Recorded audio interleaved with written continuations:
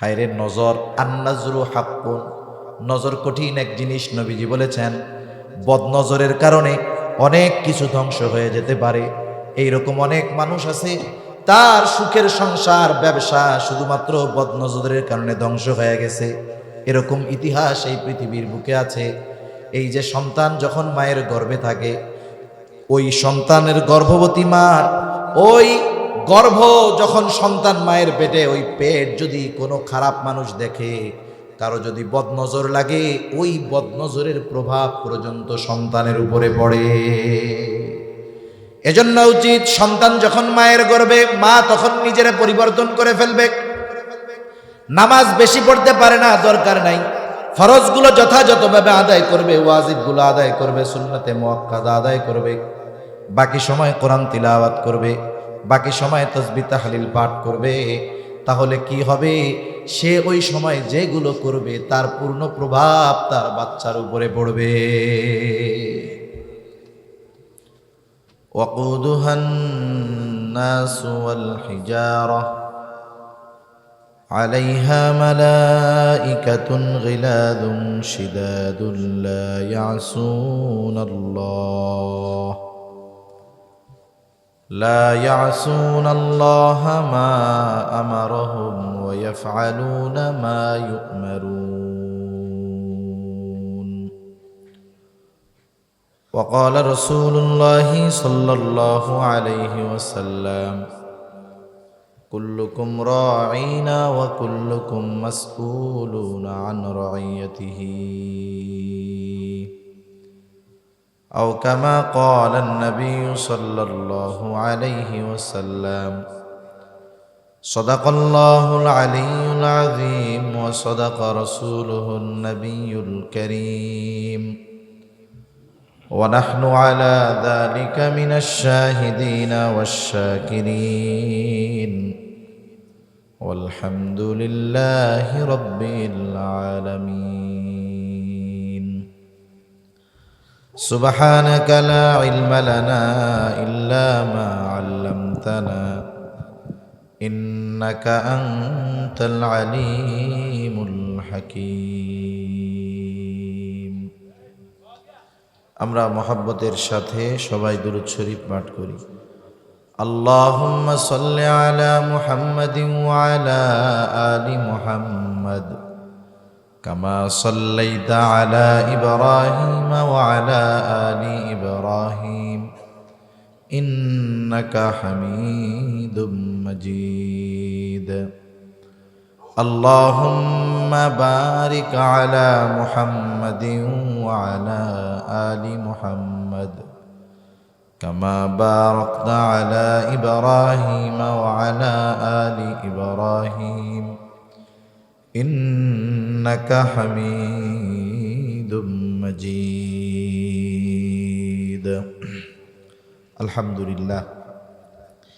ঐতিহ্যবাহী নরসিংদী জেলার অন্তর্গত রায়পুরা থানাধীন বেগমাবাদ ঝাউকান্দি উত্তরপাড়া মুঈনুল কোরআন মাদ্রাসা ও বাইতুন নূর জামে মসজিদের উদ্যোগে 19তম বার্ষিক ইসলামী সম্মেলনের সম্মানিত শ্রদ্ধেয় সভাপতি, প্রধান অতিথি, বিশেষ অতিথিবৃন্দ সহ সম্মানিত শ্রদ্ধেয় উলামায়ে কেরাম, সামনে উপস্থিত মুরব্বিয়ানে কেরাম, সমবয়সী যুবক বন্ধু, স্নেহের ছোট ভাই, মাইকের আওয়াজ যত দূরে যায়, স্ব স্থানে অবস্থানরতা সম্মানিতা শ্রদ্ধেয়া মা ও বোন, দয়াময় আল্লাহ রব্বুল আলামিনের দরবারে অগণিত শুকর যে মহান মালিক আমাদের হায়াতে বরকত দিয়ে সুস্থ রেখে এতক্ষণ পর্যন্ত হযরত মাওলানা বেলাল হুসাইন আসলামী হাফিজাহুল্লাহ হযরতের জবান থেকে খুবই গুরুত্বপূর্ণ কথা শ্রবণ করবার,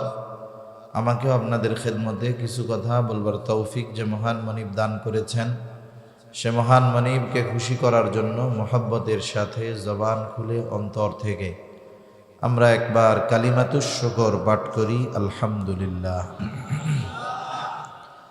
অগণিত দুরুদ ও সালাম সৈয়দুল আম্বিয়া, আশরাফুল আম্বিয়া, খাতামুল আম্বিয়া, ইমামুল মুরসালিন, রহমাতুল লিল আলামিন মুহাম্মাদুর রাসূলুল্লাহ সাল্লাল্লাহু আলাইহি ওয়াসাল্লামের উপর।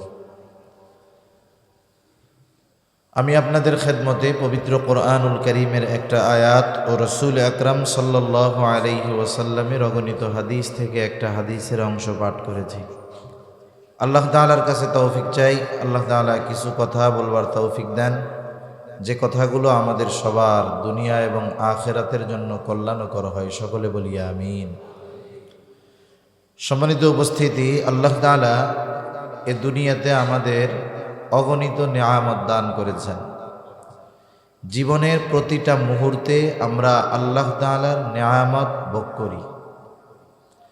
আমাদের এই হায়াতের এমন একটা মুহূর্ত অতিবাহিত হয় না যেই মুহূর্তে আমরা আল্লাহ তাআলার নেয়ামত ভোগ করি না। তবে অনুধাবন করতে পারি কম কেন? কারণ এই দামি দামি নেয়ামতগুলো আমাদের কেনা লাগে না, পাওয়ার জন্য পরিশ্রমও করা লাগে না, যুদ্ধও করা লাগে না, অটোমেটিকলি আল্লাহ তাআলা দান করেন। সবাইকেই আল্লাহ তাআলা দেন। যেমন এ দুনিয়াতে বেঁচে থাকার জন্য আল্লাহ তাআলা কিছু জিনিস অপরিহার্য করে দিয়েছেন। সেই জিনিসগুলো ছাড়া এ পৃথিবীতে কোনো মানুষ বেঁচে থাকতে পারে না। এটা আল্লাহ তাআলার নিজাম। যেমন মনে করেন, একটা মানুষ বেঁচে থাকার জন্য অক্সিজেন দরকার। খাবারবিহীন পানিবিহীন হায়াত থাকলে 2-4-10 দিন বেঁচে থাকতে পারবে। কিন্তু বলেন তো, অক্সিজেন ছাড়া আপনাদের এই রায়পুরা বলেন, নরসিংদী বলেন, গোটা বাংলাদেশ বলেন, গোটা দুনিয়া বলেন, অক্সিজেন ছাড়া 2-4 ঘন্টা একজন মানুষ বেঁচে আছে আমার একটু দেখাইতে পারবেন? আপনাদের এলাকায় 2-4 জন আছে? গোটা পৃথিবীর কোথাও নাই। চিকিৎসা বিজ্ঞান বলে মাত্র 5 মিনিট যদি কেউ শ্বাস নিতে না পারে, আমরা যেটা টানি এটা হলো অক্সিজেন, যেটা ছাড়ি কার্বন ডাই অক্সাইড, যেটা গ্রহণ করি বিশুদ্ধ বাতাস, যেটা ছাড়ি বিষাক্ত বাতাস। বিশুদ্ধ বাতাস যদি কেউ 5 মিনিট না নিতে পারে, অথবা বিষাক্ত বাতাস যদি কেউ 5 মিনিট না ছাড়তে পারে, বলেন তো দুনিয়ায় থাকতে পারবে? যারা চাকরিজীবী, চাকরি করে, মাসে নির্দিষ্ট সময় সে একটা বেতন পায়। কোনো মাসে যদি তার খরচ বেশি হয়ে যায় হিসাবের চাইতে, মানিব্যাগের দিকে তাকায় দেখে এখনো মাসের 10 দিন বাকি, 10 দিন চলার টাকা পকেটে নাই, যা আছে বড় জোর 5-6 দিন চলবে।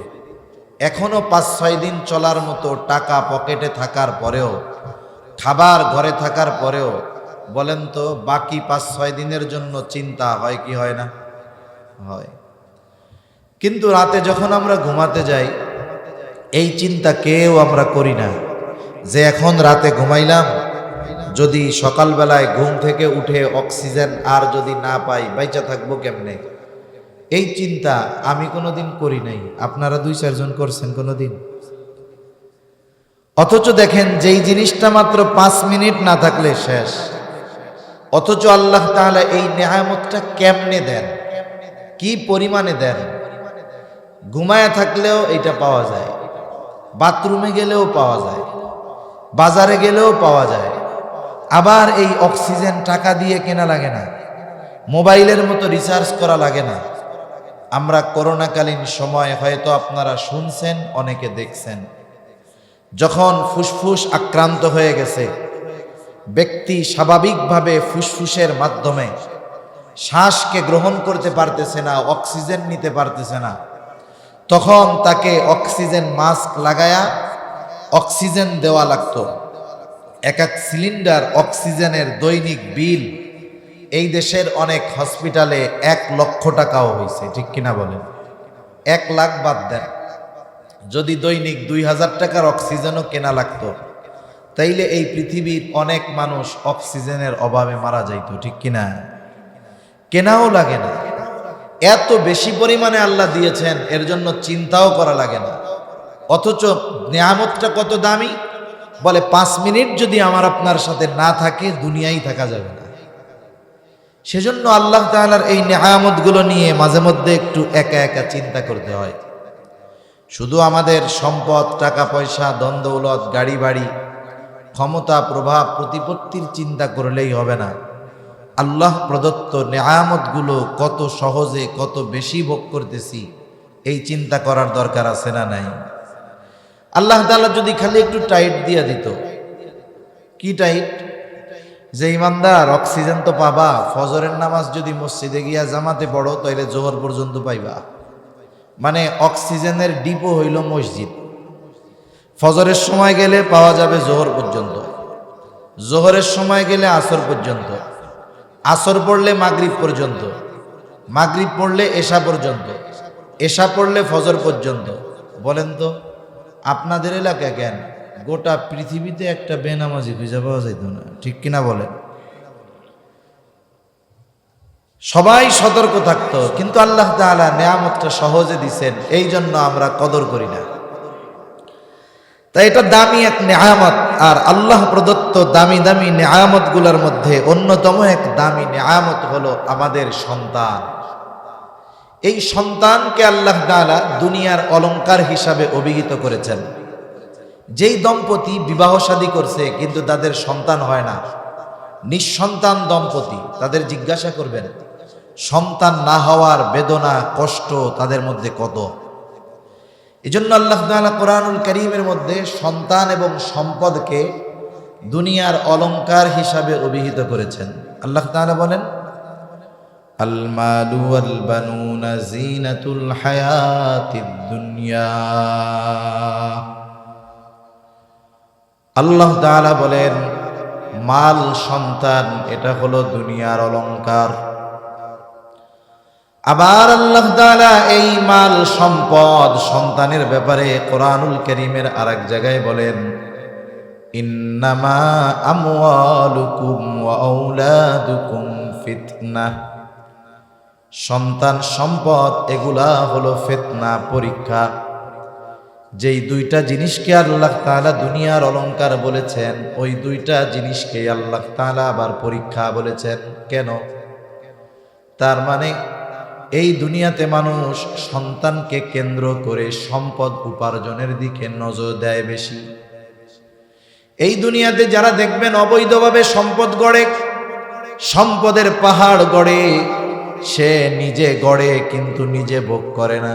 বলে এত কিছু কেন করো? বলে সন্তানদের জন্য করি। তার মানে বোঝা গেল যেই মানুষগুলো নাফরমানি করে সন্তানের জন্য করে। আবার কেন করে? বলে সম্পদের লোভে করে। তার মানে এই দুইটা জিনিসকে আল্লাহ তাআলা অলংকার বলে অভিহিত করার পাশাপাশি এই দুইটা জিনিসকে আল্লাহ তাআলা ফিতনা বা পরীক্ষা হিসাবেও অভিহিত করেছে। এজন্য যদি সন্তান যথাযথভাবে গড়ে তোলা যায়, সন্তান অলংকার। সম্পদ যদি বৈধ পন্থায় অবলম্বন করা যায়, সম্পদ উপার্জন করতে গিয়ে যদি আল্লাহর নাফরমানি না করা হয়, সম্পদের যাকাত যদি যথাযথভাবে দেওয়া হয়, সম্পদ ব্যয় যদি যথাস্থানে করা হয়, তাহলে এই সম্পদ অলংকার। সম্পদ উপার্জন করা মানা না, তবে সম্পদ বৈধ পন্থায় উপার্জন করা দরকার। কারণ কিয়ামতের দিন প্রত্যেকটা মানুষকে আল্লাহ তাআলা 5টি করে প্রশ্ন করবে। হাদিসের মধ্যে এসেছে ওই 5 প্রশ্নের সঠিক জবাব দেওয়া ছাড়া কোনো মানুষ এক কদম সামনে পেছনে যেতে পারবে না। এর মধ্যে এই প্রশ্ন আছে, দুনিয়ায় তুমি কোন পদ্ধতিতে সম্পদ উপার্জন করেছো, আর উপার্জিত সম্পদ তুমি কিভাবে ব্যয় করেছ? এই প্রশ্ন কিয়ামতের দিন আল্লাহ তাআলা করবেন। তাহলে যাদের চিন্তা আছে যে আল্লাহ তাআলার সামনে আমাকে সম্পদ উপার্জনের পদ্ধতির ব্যাপারে জবাব দিতে হবে, উপার্জন করছে কিন্তু ব্যয় করছিল কোন জায়গায় কোন জায়গায়, এটারও হিসাব দিতে হবে। এই চিন্তা করে যদি কেউ সম্পদ গড়ে আর এই সম্পদের সঠিক ব্যবহার যদি করে, তাহলে এটা তার জন্য দুনিয়ার অলংকার। অনুরূপভাবে সন্তান দুনিয়ার অলংকার হবে কখন? বলে সন্তানকে যদি বাস্তবে মানুষে পরিণত করা যায়, তাহলে এই সন্তান দুনিয়ার অলংকার হবে। সন্তানকে যদি দিনদার হিসাবে প্রতিষ্ঠিত করা যায়, এই সন্তান শুধু দুনিয়ার অলংকার হবে না, বরং পরকালেও ওই সন্তান মা বাবার সম্মানের কারণ হয়ে যাবে। দুনিয়ার নিয়মটা কি? একজন ভালো মানুষ, কথার কথা, হাজী সাহেব তো আমার মোহাব্বতের মানুষ, ওনারে দিয়ে উদাহরণ দেই। হাজী সাহেব বায়তুল্লাহর পাশেই থাইকা আসছে, কতবার বায়তুল্লাহ ছুঁইছে, কত সম্মানিত মর্যাদাপূর্ণ একজন মানুষ। আর একটা মানুষকে আল্লাহ তাআলা ভালোবাসলেই বায়তুল্লাহ যাওয়ার সুযোগ দেয়, এটা বাস্তবতা। অনেক সময় অনেক খারাপ মানুষকেও আল্লাহ তাআলা বায়তুল্লাহ নেয়, এর কারণ আছে তো। অনেকে কইতে পারে তাইলে মনে হয় সুদখোর ঘুষখোর মাইন্ডসেটটা মাইরা খাইছে, ও তো 10-12 বার হজ করছে, ওরেও মনে হয় আল্লাহ ভালোবাসে। আল্লাহ সব বান্দাকেই ভালোবাসে। মূলত আল্লাহ তাআলা ওকে যাওয়ার সুযোগ দিছে যে তোরে আমি ডাকলাম, তুই একটু পরিবর্তন হ। কিন্তু যদিও পরিবর্তন না হয় তাইলে তোর বদনসিব। কারণ সন্তান যত খারাপ হোক, মা বাবা তাকে ভালো হওয়ার সুযোগ দেয় কি দেয় না? দেয়। তা মনে করেন হাজী সাহেব ভালো মানুষ, এখন ওনার একটা ছেলে কথার কথা খুব দুষ্টু, খারাপ মন্দ, মারামারি করে, গ্যাঞ্জাম করে, ফেসাদ করে। থানায় 20টা মামলা ওই পোলার নামে, আদালতে অনেকগুলার ওয়ারেন্ট হয়ে আছে। আদালত থেকে খালি থানায় খুঁসায়, কি ব্যাপার আসামি ধরেন না কেন? বলেন তো, 1 দিন 2 দিন 5 দিন যখন পুলিশ এসে ওই বাড়িতে আসবে, দরজায় টোকা দিবে, ছেলে কোথায়? বুজুর্গ বাবা বলবে জানি না। বলেন তো 2, 4, 5 দিন পর বারবার এসে যখন পুলিশ সন্তানকে পাবে না, বাবার কোনো অপরাধ নাই, অপরাধী সন্তান, বলেন তো এবার এসে প্রশাসনের লোক, ওই বাবা যদিও অপরাধী না, কিন্তু ওই বাবার সাথে খারাপ আচরণ করবে কি করবে না? করবে।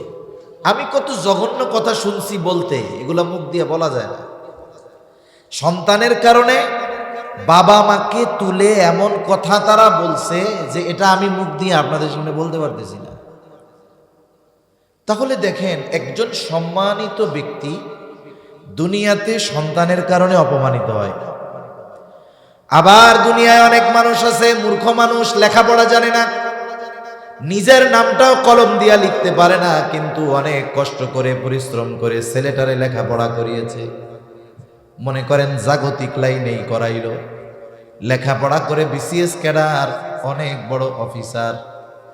বলেন তো ওই কৃষক মানুষ অথবা মূর্খ মানুষটা যখন ছেলের অফিসে যাবে, যখন সব স্টাফরা জানবে আমাদের অফিসার সাহেবের বাবা, সালাম দিবে কি দিবে না?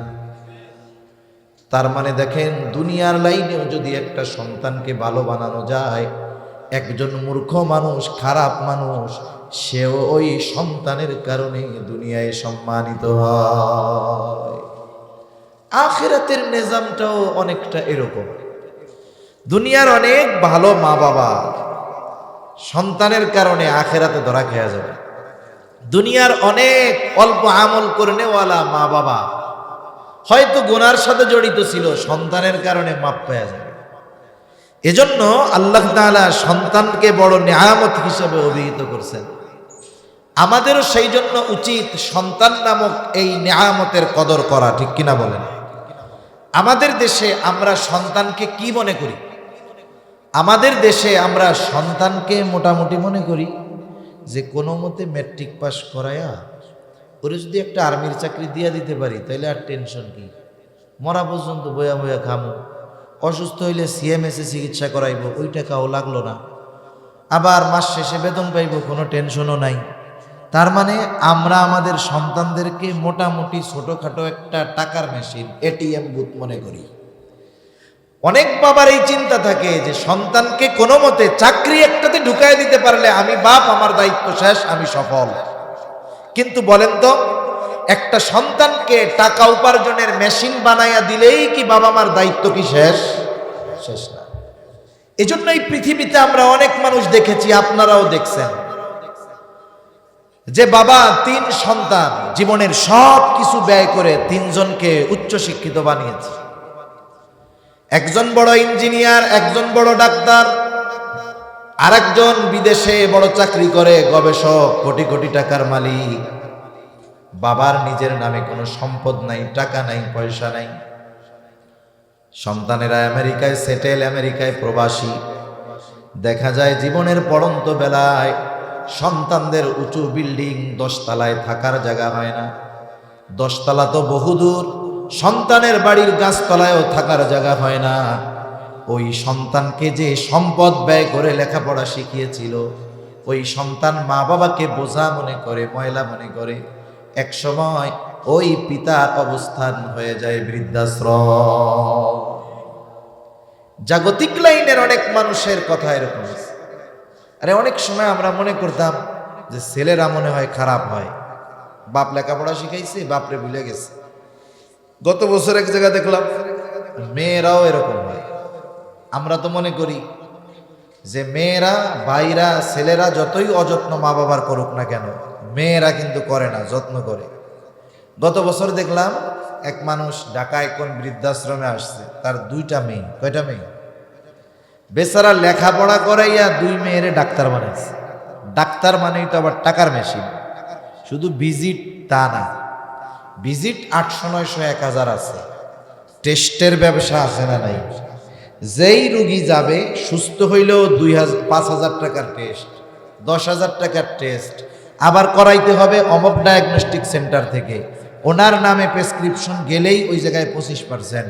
তার মানে 10,000 টাকার টেস্ট হইলে 2,500 ওনার আছে। মানে টাকার মেশিন বানায় দিছে মেয়েদেরকে। এরপরেও দেখেন মেয়েদের পেট ভরে নাই। মেয়েরা ওই বাবার সব সম্পদ দখল দিয়ে বাবার সম্পদগুলো নিজের নামে লিখে বাবাকে বের করে দিয়েছে। আবার গত বছর এক জায়গায় দেখলাম, তার আগের বছর মনে হয়, ঘটনা অনেক ঘটে কিন্তু কিছু ঘটনা বেশি প্রকাশ হয়। এক বাপ মারা গেছে, তার 2 সন্তান। বাপ চাকরি করতো ব্যাংকে, ভালো টাকা কামাই করছে, বাড়ি করছে 2 তলা বাড়ি, সম্পদ আছে। বাবা মারা গেছে, বাবার লাশ বাড়ির নিচে। 2 ভাইয়ের মধ্যে সম্পদ ভাগাভাগি নিয়ে দ্বন্দ্ব শুরু হয়ে গেছে। লাশের গোসলের খবর নাই। গোসল যেহেতু নাই, দাফন কাফনের কি হবে আর? 24 ঘন্টা পার হয়ে গেছে, লাশে পছন্দ ধরা শুরু হয়ে গেছে। 2 ভাই সম্পদ বন্টন নিয়ে ব্যস্ত। এলাকার লোকজন প্রশাসনকে খবর দিয়েছে। এরপরে প্রশাসনের সহযোগিতায় গোসল করে লাশ দাফনের ব্যবস্থা করা হয়েছে। এরকম ঘটনা অনেক আছে। এখন কথা হলো, খোঁজ নিয়ে দেখবেন এই ধরনের ঘটনা ওই পিতার সাথেই ঘটছে যেই পিতা তার সন্তানকে দ্বীন শেখায় নাই। আমি আলেম বলতেছি না, কিন্তু আমি কি বলছি? দ্বীন শেখায় নাই। আলেম হওয়া জরুরি না, মুফাক্কিরে ইসলাম হওয়া জরুরি না, মুহাদ্দিস হওয়া জরুরি না, মুফাসসির হওয়া জরুরি না, মুফতি সাহেব হওয়া জরুরি না, প্রকৃত মুসলমান হওয়া জরুরি। ঠিক কিনা বলেন? এজন্য আল্লাহ তাআলা ইমানদারদেরকে বলছে, হে ইমানদারেরা, মুসলমান না হইয়া তোমরা মরো না। সেই জন্য ওই পিতা আসলে সন্তানদেরকে দ্বীন শেখায় নাই, মুসলমান বানাইতে পারে নাই, যার কারণে সন্তানের সম্পদের অভাব ছিল না। তার পরিবারে সব কিছুর দাম ছিল, কিন্তু পিতার দাম ছিল না।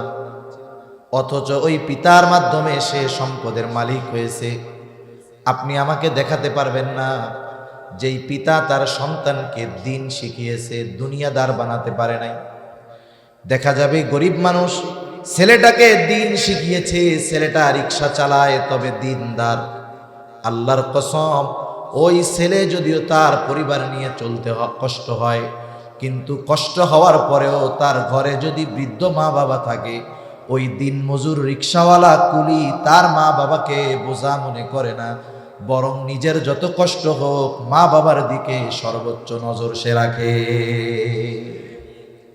আপনি এটা দেখাইতে পারবেন না যে সন্তান দিনদার হোক গরিব, কিন্তু ওই সন্তান মা বাবাকে অবহেলা করে, দেখাতে আপনি পারবেন না।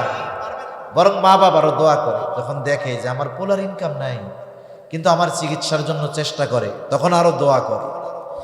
এই যে সন্তানের যে আচরণ, বৃদ্ধকালে মা বাবা আশা করে এই ভালো আচরণ, এই পুরোপুরিটা নির্ভর করে সন্তানের সাথে, সন্তানের ছোটবেলায় ওই বাবা কেমন আচরণ করেছেন এটার মাধ্যমে।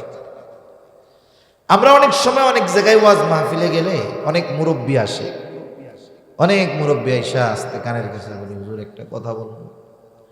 যে হুজুর পোলাপানরে এত কষ্ট করে লেখাপড়া শিখাইছি, নিজের বাড়িটা বেচা লেখাপড়া শিখাইছি, এখন সন্তান লেখাপড়া শিখছে, অনেক সম্পদের মালিক। হুজুর এখন আমি বস্তিতে থাকি, আমারে ঘরে উঠতেই দেয় না।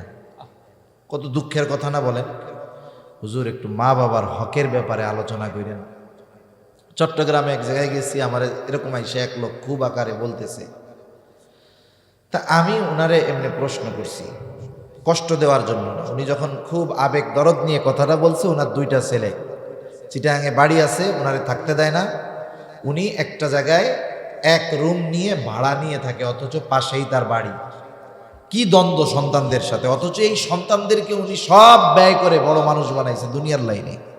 তা আমি আবার এমনি জিজ্ঞাসা করছি যে ছোটবেলা কি লেখাপড়া করাইছেন? তখন গর্বের সাথে বলতেছে যে চিটাগাঙের অমক স্কুলে পড়িয়েছি, যেখানে হুজুর প্লে নার্সারিতেই এত 1000 টাকা বেতন দেওয়া লাগে। তা আমি তখন ওরে জিজ্ঞাসা করতে চাইছিলাম, কোরআন শিখাইছিলেন, দিন শিখাইছিলেন? তা বুঝলাম উনি শেখায় নাই, জিজ্ঞাসা করার আর দরকার নাই। তাহলে জাগতিক লাইনে পড়িয়ে খুব গর্ব করতেছে, কিন্তু বার্ধক্যকালে অবস্থা কি? তা যে কথার থেকে গেলাম আর কি, যে মানুষ এসে বলে যে একটু মা বাবার হকের ব্যাপারে ওয়াজ করে। আচ্ছা, একটা মা বাবা সন্তানের কাছে হক প্রাপ্ত হয় কখন জানেন? কোন সময় হয় বলেন তো? যখন সে নিজে হক আদায় করতে পারে। সোজা কথায় সন্তান যখন বালেগ হয়। আপনি যদি আপনার 6 বছরের বাচ্চারে গিয়া যদি বলেন তুই কালকে থেকে রিক্সা চালাইয়া ইনকাম করে আমারে খাওয়াবি, আমি তোর বাপ না, এটা বলার অধিকার আপনার নাই। এটা যদি বলা হয় তার উপরে কি করা হবে? জুলুম করা হবে। তার মানে খেয়াল করেন, আমি আপনি সন্তানের কাছে হক দাবি করতে পারবো কখন? বলে সন্তান বালেগ হবে যখন। তাহলে পিতা মাতা সন্তানের কাছে হক পায় তখন, সন্তান বালেগ হয় যখন। কিন্তু এর বিপরীতে সন্তানও তো পিতা মাতার কাছে কিছু হক প্রাপ্য আছে। যেমন প্রসিদ্ধ একটা ঘটনা আছে, খলিফাতুল মুসলিমিন হযরত ওমর রাদিয়াল্লাহু তাআলা আনহুর সময় এক ব্যক্তি তার সন্তানের ব্যাপারে ওমর রাদিয়াল্লাহু তাআলা আনহুর কাছে এসে অভিযোগ দায়ের করেছে, খলিফাতুল মুসলিমিন, আমার সন্তান আমার সাথে সদাচরণ করে না, আমার হক আদায় করে না, আপনি একটু তাকে বইলা দেন। হযরত ওমর রাদিয়াল্লাহু তাআলা ওই ছেলেটাকে জিজ্ঞাসা করতেছে, কি ব্যাপার, তুমি কি তোমার পিতার হক আদায় করো না? ছেলেটা এবার পাল্টা প্রশ্ন করেছে খলিফাতুল মুসলিমিনকে, ও খলিফাতুল মুসলিমিন, হক কি শুধু পিতা মাতা সন্তানের কাছে পায়? সন্তান কি পিতার কাছে কোনো হক পায় না?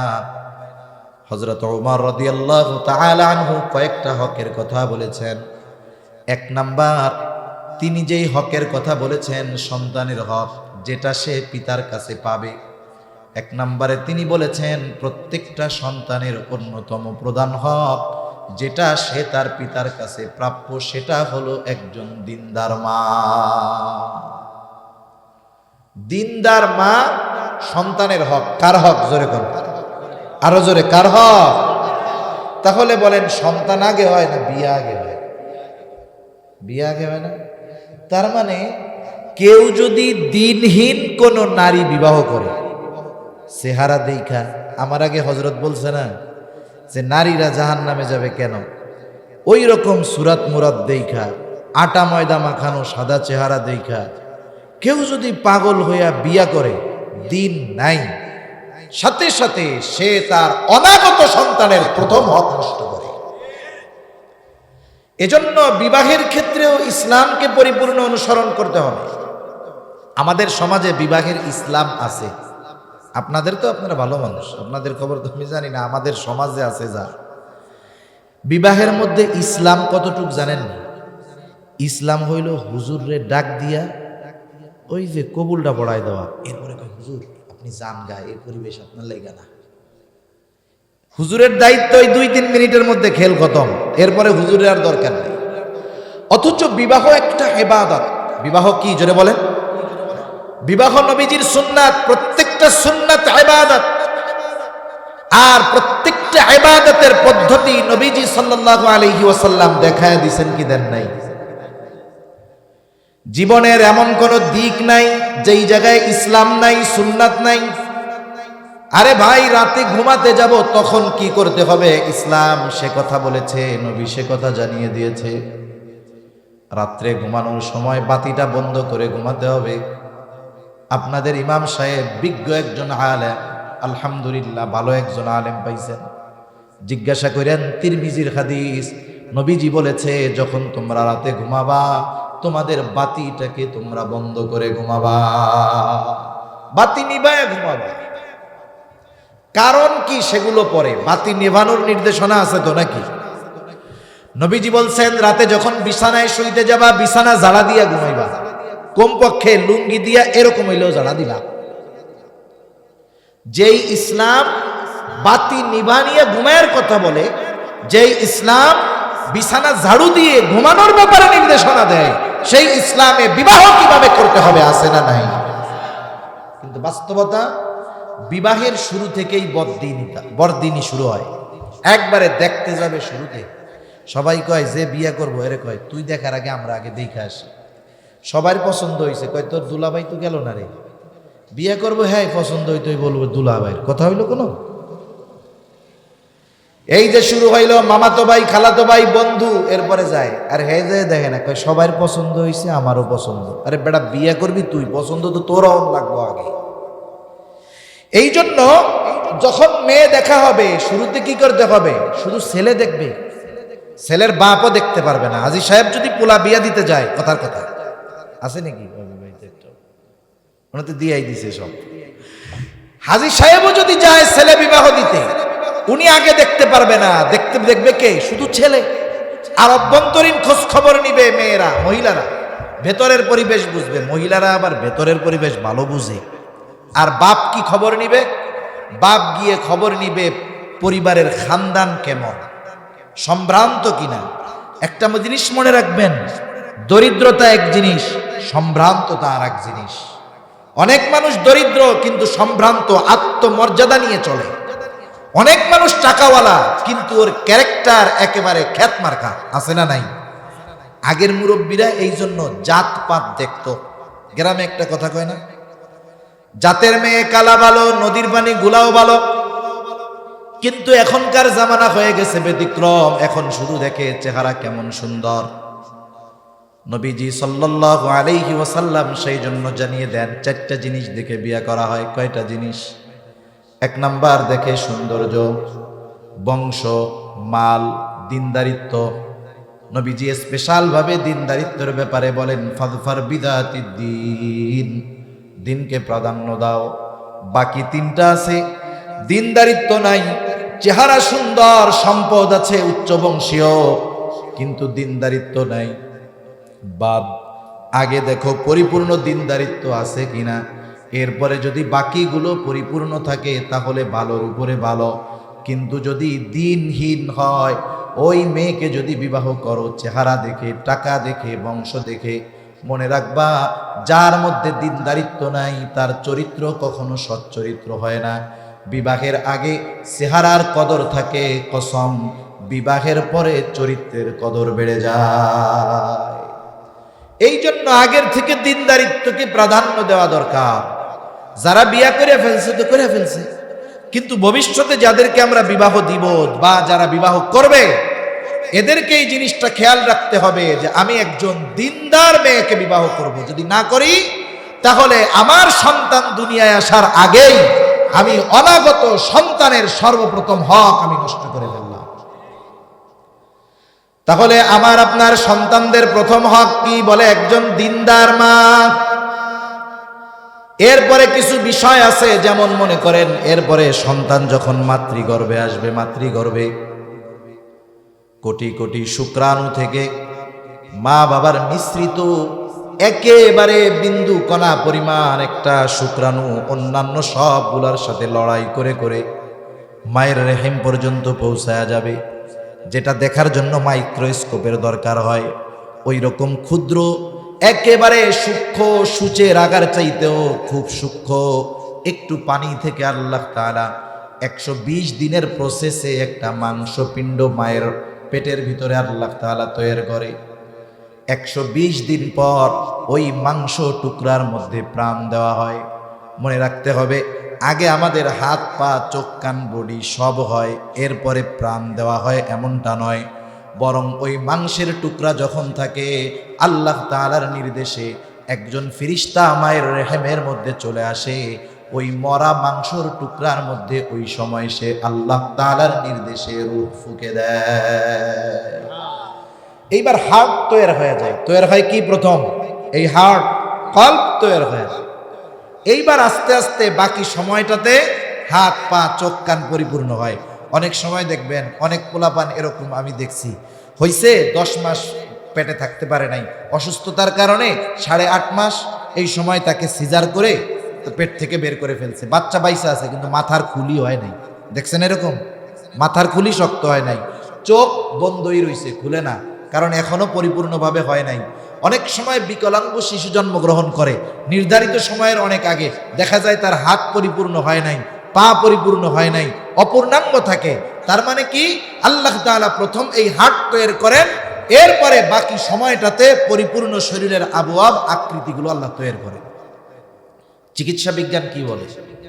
চিকিৎসা বিজ্ঞান বলে যখন হার্ট তৈরি হয়ে যায় তার মানে এখন ওর মধ্যে আল্লাহর নির্দেশে ফেরেশতা রূহ ফুঁকে দিয়েছে।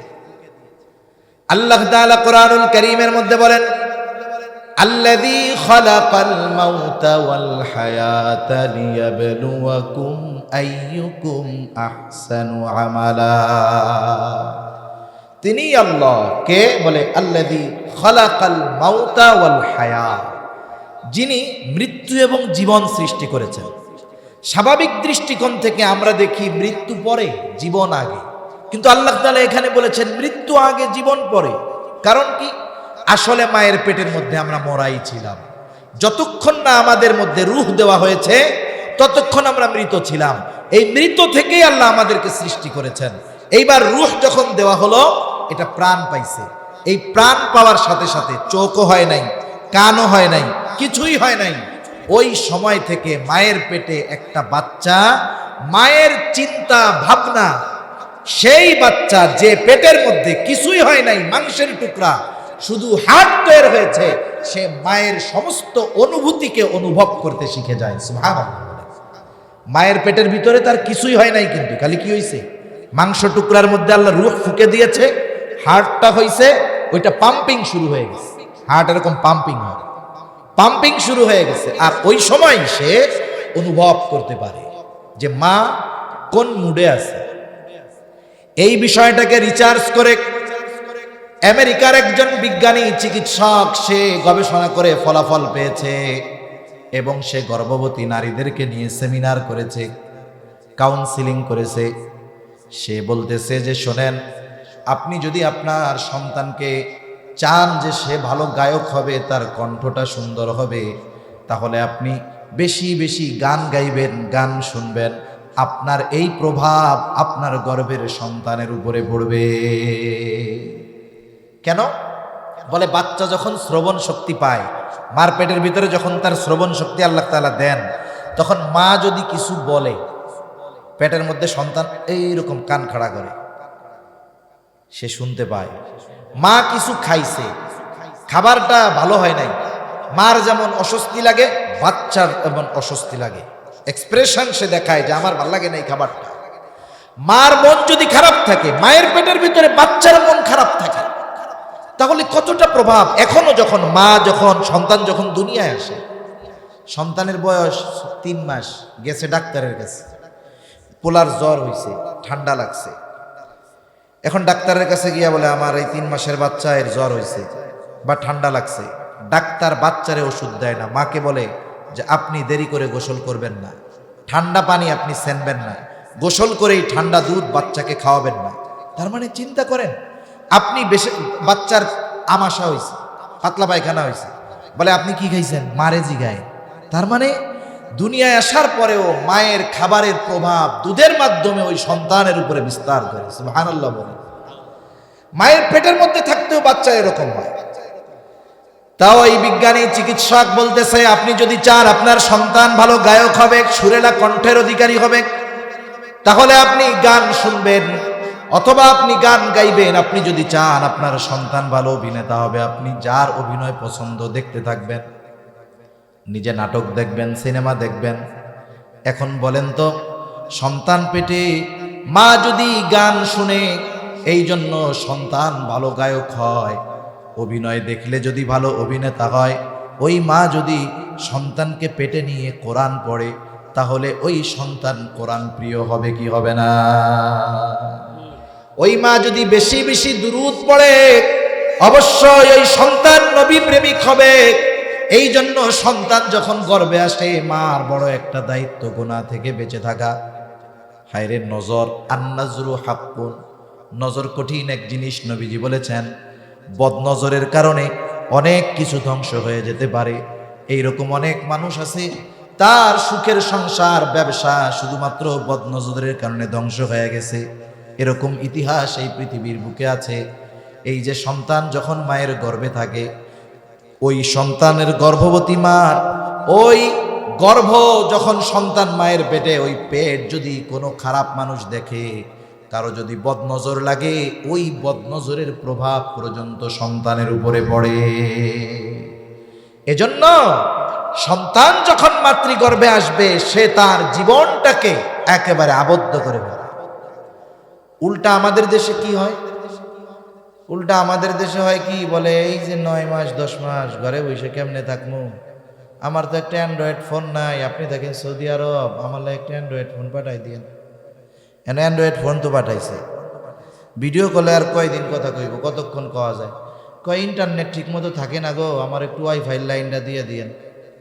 এই তো কাম সারা। এইবার ঘরের মধ্যে বইয়া বইয়া এই 9 মাস যা দেখে, ওই পোলার উপরে এটার প্রভাব পড়ে, ঠিক কিনা বলেন? এজন্যই তো এখনকার পোলা মাইয়া বাইর হইয়াই 3 মাসেরটারেও মোবাইল দিয়া দেখেন, এরকম চায়া থাকবে। 3 মাসেরটি বোঝে না, দেখেন এরকম চায়া থাকে, একবার এরকম। এটা হলো মার ফজিলত ওর উপরে গিয়া পড়ছে, এই জন্য এই অবস্থা। এজন্য উচিত সন্তান যখন মায়ের গর্ভে, মা তখন নিজের পরিবর্তন করে ফেলবে। নামাজ বেশি পড়তে পারে না, দরকার নাই। ফরজগুলো যথাযথভাবে আদায় করবে, ওয়াজিবগুলো আদায় করবে, সুন্নতে মুআক্কাদা আদায় করবে, বাকি সময় কোরআন তিলাওয়াত করবে, বাকি সময় তাসবিহ তাহলিল পাঠ করবে। তাহলে কি হবে? সে ওই সময় যেগুলো করবে তার পূর্ণ প্রভাব তার বাচ্চার উপরে পড়বে। এইবার বাচ্চা দুনিয়ায় ভূমিষ্ঠ হইছে। আগে আমি আমার কথাই কই, ভিডিও করতেছে, আমি যেদিন হইছি, বুঝছেন, আমার জন্ম যেদিন হইছে, আমাদের বাড়ি গৃহস্থ বাড়ি ছিল। ধান মাড়ানোর পরে এই খেড়গুলো দিয়ে পালা দেয়। আপনাদের এলাকায় কি করে? পাড়ায় দেয়। মনে করেন যাদের বাড়ি ঘেরা আছে চারিদিক, মহিলারাও ওই কাম করে, ঠিক না? আল্লাহ ফসল দেয়, এটা বড় নেয়ামত। গৃহস্থীর এই মহিলারা এই কাজগুলো করে। আমার মায়ে কইছে, যেই দিন আমি হইছি বা যেদিন তার আগের দিনও আমার মা এইরকম 10-15 ফিট একটা পালা দিছে নিজে বাড়ায় বাড়ায়। আর এখনকার মহিলারা এটা কল্পনাও করবে না, ঠিক কিনা বলেন? 6 মাস আগে গিয়ে হসপিটালে হয়ে থাকতে পারলে হয়। আরও কি কইব, না না স্বাভাবিক ডেলিভারি হবে না, আমারই করতে হবে, আমার সিজার করতে হবে, নইলে সমস্যা, ঠিক কিনা বলেন? আর ডাক্তাররাও তো এটা একটা বিজনেস। আপনি নিয়ে যাবেন আল্ট্রাসোনোগ্রাম করাবে, আমি তো ডাক্তার না, আপনি তো ডাক্তার না, কিছু বুঝবেন না। এবার বলবো, ওরে বাবা, বাচ্চার পজিশন খুব ব্যাড পজিশন। যে অবস্থায়, এই অবস্থায় যদি নর্মাল ডেলিভারি হয়, তাহলে কিন্তু বাচ্চাও বাঁচবে না, বাচ্চার মাও বাঁচবে না। এবার আপনি কি করবেন? দূর মিয়া, পেট ফাইডাই বাইর করেন, বাচ্চা তো থাকুক। এটা একটা সুপার বিজনেস। এটা একটা কি বিজনেস বলেন? Super business. এইবার মনে করেন হসপিটালে গিয়া ওইরকম হইছে বাচ্চা একটা, আবার হসপিটালের বাচ্চা হইছে, এটারে সহজে কাছে যাইতে দেয় না, আবার একটা কাছের বাক্সের মধ্যে নিয়ে আটকায় রাখে। মুসলিম দেশে ধরতে যাবেন, আজান দিতে যাবেন, সেই সুযোগও নাই। আবার অনেকে বুঝে না, উল্টাপাল্টা কামও করে। মনে করেন বাবা বিদেশে আছে, বাচ্চা হইছে, খুশির সংবাদ। এবার হসপিটালে ফোন দিছে ওই বিদেশে, সৌদি আরব, শুনছেন নি? কি কাল্লাই তো আমাকে একটা ছেলে দিছে, কয় আলহামদুলিল্লাহ। এবার ফোন রাখছে। সৌদি আরবের বাজে হইল রাত 12টা, বাংলাদেশের বাজে হইল রাত 3টা। এখন ওই সৌদি আরব থেকে রাত 3টার সময় দিছে ইমাম সাহেবের কাছে ফোন, আর নাইলে মুয়াজ্জিনের কাছে ফোন। মধ্যরাতের পরে ইমাম সাহেবদের কয়েক কারণে দাওয়াত দেয়, মানুষ খোঁজে। 1 নাম্বার হইল, যদি কোনো এমন ঘটনা ঘটে গেছে, ধরা পড়ে গেছে, বিয়া দিতে হইব, এই টাইমে ইমামকে খুঁজবো রাত 2টার সময়। আর একটা হলো, যদি কেউ মরে, টয়লেট ফোন দিব, যাইয়া তাড়াতাড়ি বাইর করেন, আমার পোলাপান ঘুমাইতে পারতেছে না। দেখেন 12টার সময় যেই বিছানায় বাবা না থাকার কারণে সন্তানের ঘুম হয় নাই, বলে আব্বার কাছে ঘুমামু, 2টায় যদি বাপ মরে যায়, স্ত্রী ফোন দিয়া বলবো তাড়াতাড়ি বাইর করেন, পোলাপানে ঘুমাইতে পারতেছে না। এটাই জীবন, ঠিক কিনা কন? এখনো ফোন দিছে রাত 3টার সময়, ইমাম সাহেব মুয়াজ্জিন ফোন দিয়ে, ভাই মরছে কেডা? ধুর মিয়াকে মরে নাই, আমার একটা পোলা হয়েছে, আজান দিয়ে দেন। এখন বলেন পোলা হইল কই, খবর দিল কই, আজান দিবে কই? আজান দিতে হবে বাচ্চার ডান কানে আজান, বাম কানে ইকামত। ওইখানে যদি কোনো পুরুষ না থাকে, নারীরাই এই শব্দগুলো কানে উচ্চারণ করে দিবে। এর কয়েকটা হিকমত আছে। 1 নম্বর হিকমত, আমরা ছিলাম রূহের জগতে, আলমে আরওয়াহ, ওইখান থেকে আল্লাহ পাঠাইছেন আলমে বতনে। ওইখানে আমরা 3 স্তরের নিরাপত্তার মধ্যে ছিলাম। আল্লাহ তাআলা বলেন ফি করারিম মাকিন, সুরক্ষিত স্থানে আল্লাহ তাআলা আমাদের রাখছেন। ওইখানে কোনো জার্ম নাই, ফিতনা নাই, ফাসাদ নাই। যখন দুনিয়ায় আসলাম, হরেক রকমের কথা, হরেক রকমের আওয়াজ। আসলে উচিত হলো বান্দা আলমে দুনিয়ায় যখন আসলো, এই দুনিয়ার কোনো আওয়াজ তার কানে যাওয়ার আগে আল্লাহ তাআলার বড়ত্বের আওয়াজ, তাওহীদের ধ্বনি তার কানে পৌঁছায়া দিতে হবে। সেইখানে যদি পুরুষ না থাকে, নারীরাই ডান কানে আজান, বাম কানে ইকামত দিয়ে দিবে। কিন্তু আমাদের দেশে হসপিটালগুলোর মধ্যে অনেক সময় দেওয়া যায় না। অথচ দেখেন আমেরিকা ইসলামের সবচাইতে বড় দুশমন। আমরা বলি ইসলামের সবচাইতে বড় দুশমন। এই আমেরিকার মিশিগান শহরের একটা গল্প আপনাদেরকে শোনাই। কষ্ট হইতেছে নাকি আপনাদের? মিশিগান শহরে আমার এক খুব ভালো বন্ধু আছে, ও থাকে ওই জায়গায় মাদ্রাসাও আছে। আমেরিকায় অনেক দাওরায়ে হাদিস মাদ্রাসা আছে। তা এক মাদ্রাসার খেদমত করেন উনি, ওইখানে ইসলামিক সেন্টারের। উনি আমারে বলতেছে যে ভাই আজীব দৃশ্য, উনি বিবাহ করছে, ওনার একটা মেয়ে হবে, আল্লাহ তাআলা একটা মেয়ে দিয়েছে। এখন উনি যখন হসপিটালে ভর্তি করাতে গেছে, ওই দেশে বিজনেস করবে না যে স্বাভাবিকভাবে বাচ্চা হওয়া সম্ভব আর ওইটারে পেট কেটে বের করবে কষায়ের মতো, এটা করবে না। ওনার সব কিছু ঠিকঠাক। উনি গিয়ে যখন নাম বলছে যে আপনার নাম কি, পেশেন্টের নাম বলার পরে আপনার নাম, উনি বলছে আমার নাম ফখরুল ইসলাম। বুঝতে বাকি আছে যে লোকটা মুসলমান। সাথে সাথে বলতেছে হ্যাঁ হ্যাঁ, তাহলে আপনার জন্য ওই ওয়ার্ড বা ওই বিল্ডিং। কেন আমার জন্য এরকম কেন, বৈষম্য নাকি? বলে না না, ওইখানে যারা আছে তারা সবাই নারী। যেহেতু আপনি মুসলিম, পুরুষরা আপনার স্ত্রীকে টাচ করুক এটা আপনি পছন্দ করেন না। এজন্য ওই ওয়ার্ডে যারা আছে, ডাক্তার, নার্স, ক্লিনার, সব মহিলা ওইখানে। এই জন্য আমরা আপনার ওয়াইফকে দিলাম। আমাদের দেশে অধিকাংশ ক্ষেত্রে সিজার যে হয়, আসলে অধিকাংশ জায়গায় একেবারে পুরাপুরি মহিলাদের দ্বারা হয় না, ওইখানে পুরুষ উপস্থিত থাকেই। তা ওইখানে পুরোপুরি সব মহিলাদের নিয়ন্ত্রণে ওই ওয়ার্ডে আপনার স্ত্রীকে ভর্তি করা হয়েছে।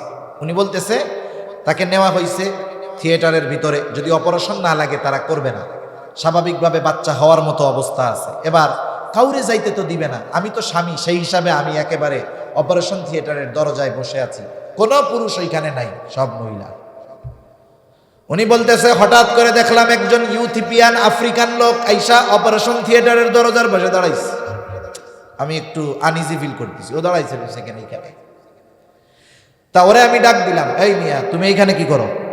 বলে আমাকে নিচের থেকে ফোন দিয়ে এখানে আসতে বলা হয়েছে। কেন?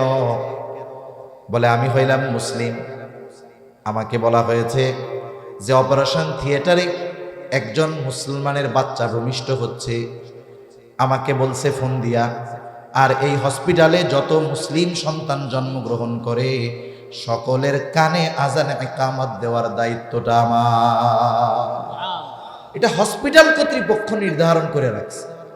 আমারে বলতেছে যে ভাই চিন্তা করে দেখেন যে আমেরিকার মতো একটা দেশ, আসলে আমার সন্তানরা দুনিয়ায় আসলে আমার ইসলাম আমাকে কি নির্দেশনা দিয়েছে।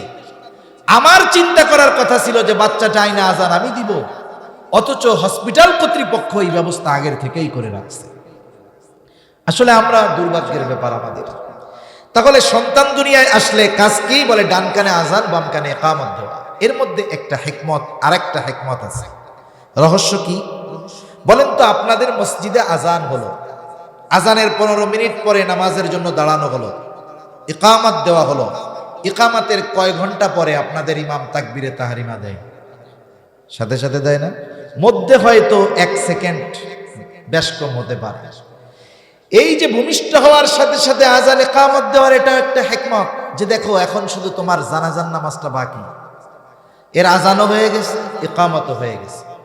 আজান ইকামতের মধ্যবর্তী সময়টা যেমন সংক্ষিপ্ত, দুনিয়ার হায়াতটাও ওই রকম সংক্ষিপ্ত, ঠিক কিনা বলেন?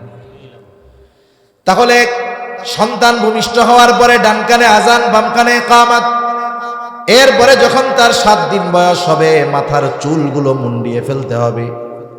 মাথার চুল মুন্ডিয়ে চুলের ওজন পরিমাণ স্বর্ণ অথবা রৌপ্য অথবা উভয়ের সমপরিমাণ মূল্য সদকা করে দিতে হবে।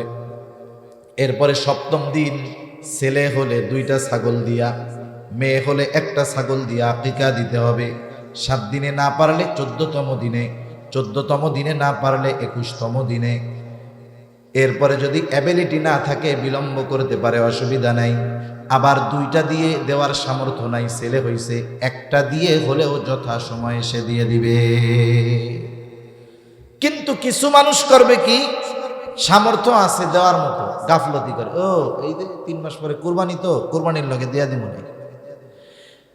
আমলের ক্ষেত্রে সবসময় পদ্ধতি অবলম্বন করতে হবে, সুন্নাত পদ্ধতি, মানে আল্লাহর রাসূল যেই সিস্টেম শিখাইছেন এটা করতে হবে। এরপরে কোরবানির সাথে আকিকা দেওয়া এটা জায়েজ। যারা বলে দেওয়া যাবে না তারা ভুল বলে, আর যারা বলে দেরি করে ইচ্ছা করে সুন্নাহ আমল বাদ দিয়ে এটা করা ঠিক হবে না, দেওয়া জায়েজ আছে। কিন্তু আমলের ক্ষেত্রে সুন্নাহকে প্রাধান্য দিতে হবে, ঠিক কিনা বলেন? আপনার 2টা দিয়ে দেওয়ার সামর্থ্য নাই, হাদিসে 1টা দিয়ে দেওয়ার কথাও আছে। আপনি 7 দিনের দিন 1টা দিয়ে শেষ করেন, 14 দিনের দিন দেন, অথবা 21তম দিনে দেন, দিয়ে এটার সুন্নাহ আদায় করে ফেলেন। কিন্তু আমি আমার জীবনে দেখছি অনেক মানুষ শ্বশুর হয়ে গেছে, কয় আমার আকিকাটাও দিতে হবে, আমার আব্বা দেয় নাই। এ কাজ কিন্তু ঠিক না।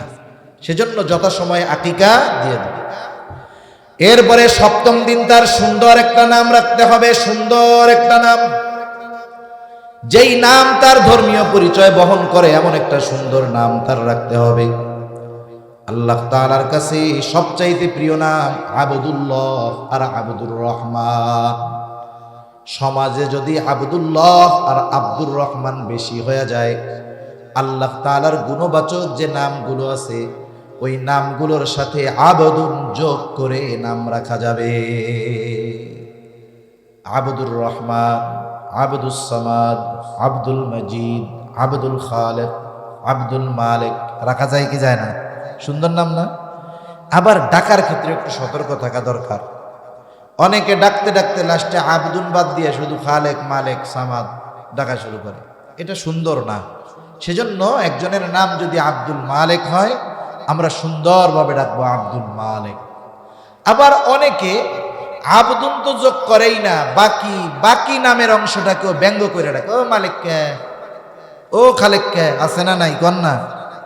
এই যে একজনের নামকে এইভাবে ব্যঙ্গ করে ডাকা, এটা জাহেলিয়াতের সময়ের কর্ম, নবীজি এইভাবে ডাকতে মানা করছেন। এই জন্য সুন্দর নাম রাখবো এবং সুন্দরভাবে তাদের নাম ধরে আমরা ডাকবো। তাহলে সুন্দর একটা নাম, এটাও সন্তানের হক। কিন্তু আফসোসের ব্যাপার কি জানেন? আমাদের নাম যেটা ভালো এটা রাখে হলো লুকাইয়া। নাম কি কয়? আব্দুর রহমান, আব্দুর রহমান পসামিয়া, তারপরে শফিকুল ইসলাম রনি, মুজাহিদুল ইসলাম জনি, সামিউর রহমান টনি, আছে না নাই কন? এ রনি, জনি, টনি, মনি, এটা কোন জাতের নাম? এ হিন্দু নামও আছে, মুসলমান নামও আছে, বৌদ্ধ নামও আছে, খ্রিস্টান নামও আছে, হিজলাদেরও এইসব নাম আছে। তার মানে এই নামটা স্পেসিফিকভাবে আলাদাভাবে কোনো ধর্মীয় পরিচয় বহন করে না। আপনি যতজন নবীর নাম শুনেছেন অথবা জানেন, যতজন সাহাবায়ে কেরামের নাম শুনেছেন অথবা জানেন, এই নাম শোনার সাথে সাথেই ওনার পরিচয় সামনে ভেসে ওঠে। এই জন্য নাম রাখতে হবে এমন নাম যেই নাম ধরে ডাকলে তার ধর্মীয় পরিচয় পাওয়া যায়। রাখা যাবে তো ইনশাআল্লাহ? আমরা ভালো নাম লুকায় রাখি আর খারাপ নামটারে বানাইছি ডাক নাম। বুজুর্গানে দিন বলেন, ভালো নামের ওসিলায়ও আল্লাহ মাফ করতে পারে, কারণ কিয়ামতের দিন আল্লাহ তাআলা বান্দাকে মাফ করার জন্য বাহানা তালাশ করবে।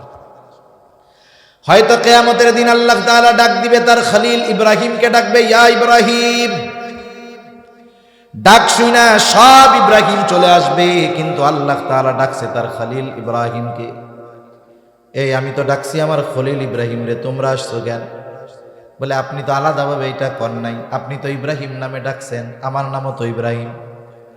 হয়তো হতে পারে খলিলের নামের সাথে মিল হয়ে যাওয়ার কারণে আল্লাহ তাআলা তাকে মাফ করে দিতে পারে। এই জন্য ডাক নামগুলো ভালো রাখবো।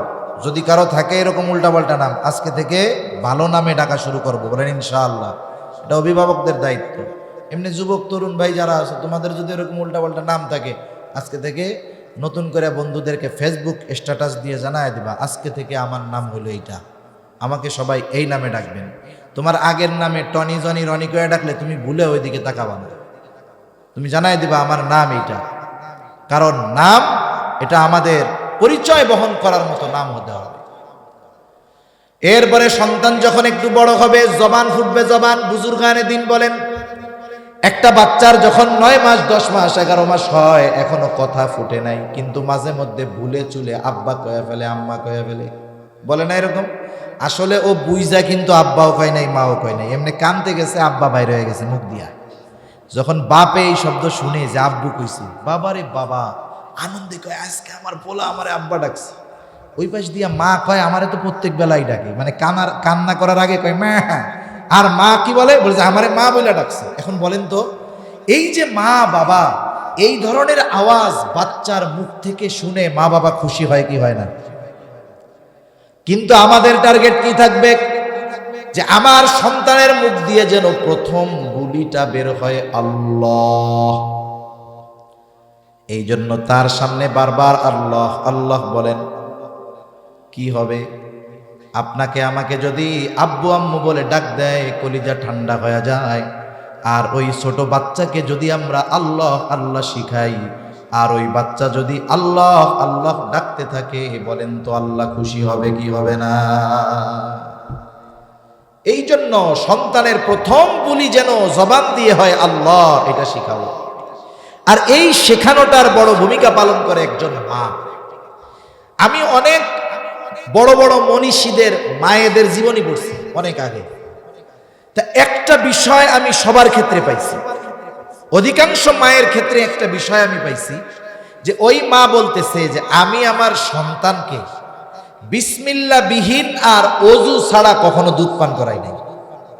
যখন ওনাকে জিজ্ঞাসা করছে আপনার ছেলে এত বড় আলেম হলো, এত বড় বুজুর্গ, এর পেছনে কারণ কি আছে একটু খুলে বলেন তো। উনি যে কারণগুলো বলছে, এর মধ্যে অন্যতম কারণ অধিকাংশ মহিষী মায়ের কথা, যে আমি আমার সন্তানকে কখনো অজুবিহীন দুধ পান করাই নাই, আর বিসমিল্লাহ না বলে দুধ পান করাই নাই।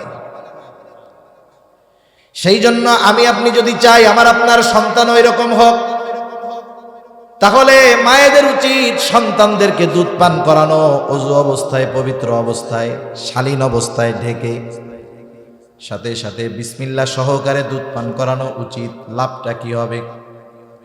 আপনারা কুতুবউদ্দিন বখতিয়ার কাকি রহমাতুল্লাহি আলাইহির ঘটনা শুনছেন। ওনার বয়স 6, এর আগে ওনার মা বাবা ওনাকে কিছু লেখাপড়া শেখান নাই, কিছুই করান নাই। মক্তবে নিয়ে গেছে ওস্তাদের কাছে, ওস্তাদের কাছে গিয়ে নিয়ে গেছে, ওস্তাদ পড়ানো শুরু করছে, আউযু বিল্লাহি মিনাশ শাইতানির রাজীম, বিসমিল্লাহির রহমানির রহিম। এইবার ছোট বাচ্চা, 6 বছরের বাচ্চা পড়া শুরু করছে, আউযু বিল্লাহি মিনাশ শাইতানির রাজীম, বিসমিল্লাহির রহমানির রহিম, আলহামদুলিল্লাহি রাব্বিল আলামিন, আর রহমানির রহিম, মালিকি ইয়াউমিদ্দিন, ইয়্যাকা না'বুদু ওয়া ইয়্যাকা নাস্তাঈন। পড়া শুরু করছে, বাচ্চা আর থামে না, একবারে ব্রেক দিছে 18 পারা শেষ কইরা। সুবহানাল্লাহ বলে। প্রথম বিষয় হলো 6 বছরের বাচ্চা 18 পারা হেফজ করছে, এটা অবাক হওয়ার কোনো কিছু নাই। এখন আপনি মোবাইলের মধ্যে সার্চ দেন, এই তো মনে হয় কয়েক মাস আগের কথা বা 1 বছর হবে সর্বোচ্চ, একটা বাচ্চা আলজেরিয়ার না কোন জায়গার, মায়ের কোলের মধ্যে বসা 3-3.5 বছর বয়স, মা যদি বলে আলহামদুলিল্লাহি রাব্বিল আলামিন, সাথে সাথে বাচ্চা কয় আর রহমানির রহিম। মা বলে কোরআনের যেখান থেকেই আমি পড়ি না কেন, তারপর থেকে আমার সন্তান অনর্গল পড়তে পারে।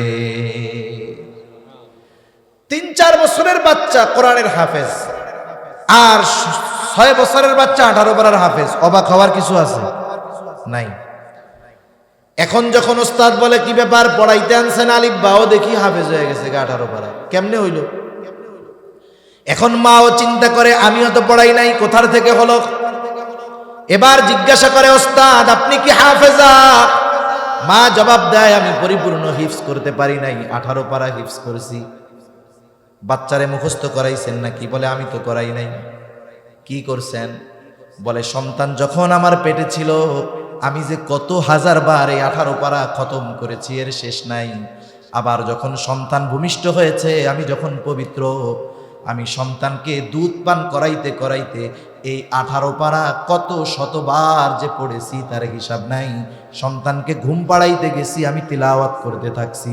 তার মানে আমার সন্তানের 6 বছরে হাজার হাজার বার আমার জবান দিয়ে সে এই 18 পারার তিলাওয়াত শুনেছে। এই জামানার একটা 3 বছরের সন্তান যদি হাফেজ হয়ে যাইতে পারে, কুতুবউদ্দিন বখতিয়ার কাকির মা কেমন মা, ওই মায়ের সন্তান 18 পারার হাফেজ হবে, এটা কোনো ব্যাপারই না, ঠিক কিনা গণ? এই জন্য অনেক মা সন্তানদেরকে দুধ পান করানোর সময় বলে কাট্টিমা টিম টিম, তারা মাঠে পাড়ে ডিম, তাদের খাড়া 2টা শিং, তারা কাট্টিমা টিম টিম, এরকম কবিতা কয় না? ওই দেখা যায় তাল গাছ, ওই আমাদের গা, ওইখানেতে বাস করে কানা বগির সা, আব্বা খাও খাও। এখন বলেন তো, ওই মা যদি এইগুলা বাদ দিয়ে কোরআন তিলাওয়াত করে, সে যতটুকুই পারে, ওই বাচ্চা শুনবে কি শুনবে না? আমি আমার অভিজ্ঞতা আপনাদের সাথে শোনাই। আমার বাসায় ছোট বাচ্চা, আমার ছেলে প্রথম, একেবারে ছোটবেলা থেকে আমি যখনই বাসায় থাকি, সকাল সন্ধ্যা আয়াতুল কুরসি জোরে জোরে পইড়া ওরে ফু দেই, একটু জোরে জোরে পড়ি। ওর যখন একটু একটু বুলি ফুটছে, এখনো দুধ ছাড়ে নাই, একটু একটু বুলি ফুটছে, আমি হঠাৎ একদিন খেয়াল করি একা একা শুয়ে শুয়ে সে পড়তেছে ওয়াসিয়া কুরসিয়ুস সামাওয়াতি ওয়াল আরদ। ছোট বাচ্চার ভাষায়। আমি তো ওরে কোনোদিন মুখস্থ করাই নাই, কিন্তু যখন ওর সামনে আমি পড়েছি, ওইগুলা ওর জেহেন তো একেবারে ফাঁকা, মেমোরি ফাঁকা, ওইগুলা ও খেয়াল দিয়ে শুনে শুনে মুখস্থ করে ফেলছে। এই জন্য ছোট বাচ্চারা যখন বাচ্চা থাকবে, দুধ পান করানো অবস্থায় মায়েদের উচিত সন্তানদেরকে সূরা শোনায়া শোনায়া দুধ পান করানো। এর প্রভাব সে পরবর্তীতে টের পাবে। তাহলে এরপরে ছোট বাচ্চার যখন বুলি ফুটবে, প্রথম বুলি হবে আল্লাহ, এই প্রচেষ্টা করতে হবে। এরপরে যখন সে আস্তে আস্তে বড় হবে, সর্বপ্রথম তাকে কোরআনের শিক্ষায় শিক্ষিত করতে হবে, দিন শেখাতে হবে। মনে রাখবেন, আমি দিন শেখা যেমন জরুরি, আমার অধীনস্থদেরকেও দিন শেখানো জরুরি। হাদিসের মধ্যে আসছে, নবীজি বলেন তলাবুল ইলমি ফারিদাতুন আলা কুল্লি মুসলিম, দ্বীন ইলম শিক্ষা করা প্রত্যেক মুসলমান নরনারীর উপরে ফরজ। প্রথম কথা হলো ফরজ তো বুঝলাম, কতটুকু ফরজ? কেউ কেউ বলেন নিজে দিনের উপরে চলতে যতটুকু শেখা দরকার ততটুকু শেখা ফরজ। আবার কেউ কেউ বলেন না, আর একটু বেশি ফরজ। কতটুকু? কারণ কোরআনুল কারীমের মধ্যে আল্লাহ তাআলা বলেন, ইয়া আইয়ুহাল্লাযীনা আমানু কু আনফুসাকুম ওয়া আহলিকুম নারা। আল্লাহ তাআলার আদেশ, সেই ইমানদারেরা নিজে জাহান্নামের আগুন থেকে বাঁচো, অধীনস্থদেরকে বাঁচাও। নিজে বাঁচবো কেমনে? বলে আমলের মাধ্যমে, গুনাহ থেকে বাঁচার মাধ্যমে জাহান্নাম থেকে নিজেকে বাঁচাও। অধীনস্থদেরকে কেমন করে বাঁচাবো? বলে তাদেরকে দ্বীনের উপরে পরিচালিত করানোর মাধ্যমে বাঁচানোর চেষ্টা করো। এখন বলেন, নিজে দ্বীনের উপরে চলতে যদি ইলমের দরকার হয়, অধীনস্থদেরকে দ্বীনের উপরে চালানোর জন্য ইলমে দ্বীন শিক্ষা করার দরকার আছে না নাই? সেই জন্য এতটুকু ইলমে দ্বীন যদি আমরা কেউ না শিখি, তাহলে তো গুনাহগার হয়ে যাব। নিজে না শিখলেও গুনাহগার, অধীনস্থদের শেখানোর ব্যবস্থা না করলেও গুনাহগার। এখন সন্তানরা ছোট, তাদেরকে শিখাইলাম, কিন্তু যারা বড় হইছি তারা শিখবো কেমনে? আমাদের উপমহাদেশে দিন শেখার প্রধান মাধ্যম ছিল তিনটা। কয়টা? ঘুম আসতেছে নাকি আপনাদের? তাকবীর দেন তো, নারায়ে তাকবীর, আরো জোরে নারায়ে তাকবীর। মাশাআল্লাহ, সজাগ আছেন, বোঝা গেছে। রায়পুরার লোক যদি ঘুমায় যায় কাম হইব। উপমহাদেশে দিন শেখার প্রথম মাধ্যম ছিল তিনটা। কয়টা? মানে প্রসিদ্ধ মাধ্যম। এক নাম্বার মাধ্যম এই দ্বীনি মাদ্রাসাগুলা। দুই নাম্বার মাধ্যম ছিল হক্কানি পীর মাশায়েখের খানকা। কিন্তু এখনকার জামানায় অবস্থা এমন যে একজন আহলে হক পীরের মুরিদ এত, ওনার কাছে অজুর মাসালা কি শিখবেন? মুসাফাই জীবনে 2-4 বার করা যায় না। এই জন্য অনেক সময় এনাদের কাছ থেকে দিন নেওয়াটা কঠিন হয়ে যায়, তবে ব্যবস্থা এখনো আছে। 3 নাম্বার পদ্ধতি, উপমহাদেশের একজন আলেমের মাধ্যমে, যেই পদ্ধতি দাওয়াত ও তাবলীগের মেহনতের মাধ্যমে। মূলত এটা ছিল আওয়ামদের দিন শেখানোর চলতি ফিরতি মাদ্রাসা। ঠিক কিনা বলেন? একটা জিনিস মনে রাখতে হবে, দিন শেখানোর ব্যবস্থাপনা ওখানে উলামা ইকরাম থাকবে না, তাহলে দিন থাকবে না। আবার আপনারা বলতে পারেন, হুজুর তাবলীগে যে যামু, তাবলীগে তো 2 গ্রুপ, বলে এক গ্রুপ হুজুরদের পক্ষে আর এক গ্রুপ বিপক্ষে। কার লাগে যামু? আমি যদি সাধারণ পাবলিক হিসেবে জবাব দেই, যদি আমার উদ্দেশ্য থাকে আমাকে দিন শিখতে হবে, নামাজ শিখতে হবে, অবশ্যই আমাকে আপনাকে আলেমদের সাথে যাইতে হবে। আলেমদের সাথে গেলে লাভ কি হবে? একটা মানুষকে শেখানোর জন্য আগে নিজে শিখতে হয়। আমি যদি আপনারে কিছু শেখাইতে চাই, আগে সেটা আমাকে জানা থাকতে হবে। আমি যদি নামাজের ফরজ আপনাকে শেখাইতে চাই, আমার জানা থাকতে হবে। অজুর ফরজ যদি শেখাতে চাই, তাহলে অজুর ফরজ আমার জানা থাকতে হবে। আমি অনেক উলামা ইকরামের থেকে কারগুজারি শুনেছি, অনেকে গেছে 3 চিল্লার জামাতের আমির হয়ে আলেম, বলে হুজুর সাথে যেইগুলারে নিয়ে গেছি একটাও কোরআন পড়তে পারে না, সূরা সহি শুদ্ধ না। এই যে 4 মাস সময় আমার সাথে থাকছে, আলহামদুলিল্লাহ অনেকগুলারে 15-20 পারা কোরআন পড়ায়া বাড়িতে পাঠাইছি। আর যদি চিন্তা করেন 6 সূরার হুজুরের সাথে যাবো, তাহলে তার কিছু কওয়ার নাই। কিন্তু উলামায়ে কেরামের সাথে যদি যাওয়া হয়, আমার আপনার ত্রুটি বিচ্যুতিগুলো তাদের চোখে ধরা পড়বে। উলামায়ে কেরাম শুধু একটা নিয়মতান্ত্রিকতার মধ্যে শিক্ষা দিবে না, প্র্যাকটিক্যাল ভাবে শিক্ষা দিবে। মনে করেন একজন সূরা অশুদ্ধ পড়তেছে, আরে মিয়া আমারটা যদি বিশুদ্ধ না হয়, আমি অশুদ্ধ আলারটা ধরতে পারবো নাকি? আমার তো মনে হবে যে ওরে বাবা কি তিলাওয়াত করতেছে উনি। এজন্য তাবলীগের সময়টা উলামাদের সাথে দিলে এই লাভ। অনেক কারগুজারি আমি আপনাদের শোনাতে পারবো। একটা কই, ছাত্র জামানায় বাড়িতে গেলে আমরা 3 দিনের জামাতে যেতাম। আমার দাদা ওই জায়গার কয়েকটা মসজিদে দীর্ঘদিন ইমামতি করছে, সেই সুবাদে ওনার মুসল্লিরা এখন মুরব্বী, আমার দাদার সময় ওনারাও আমারে মহব্বত করে।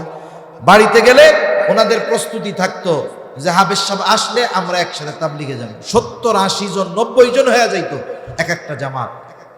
আমরা মাদ্রাসার থেকে যারা যাইতাম, আমাদের টার্গেট থাকতো এই 3 দিনে ওনাদের আমলে যে ত্রুটি বিচ্যুতিগুলো আছে সবগুলো আমরা মোটামুটি ঠিক করব। এই জন্য কড়া নজর রাখতাম ওনাদের উপরে, কে কি করতেছে।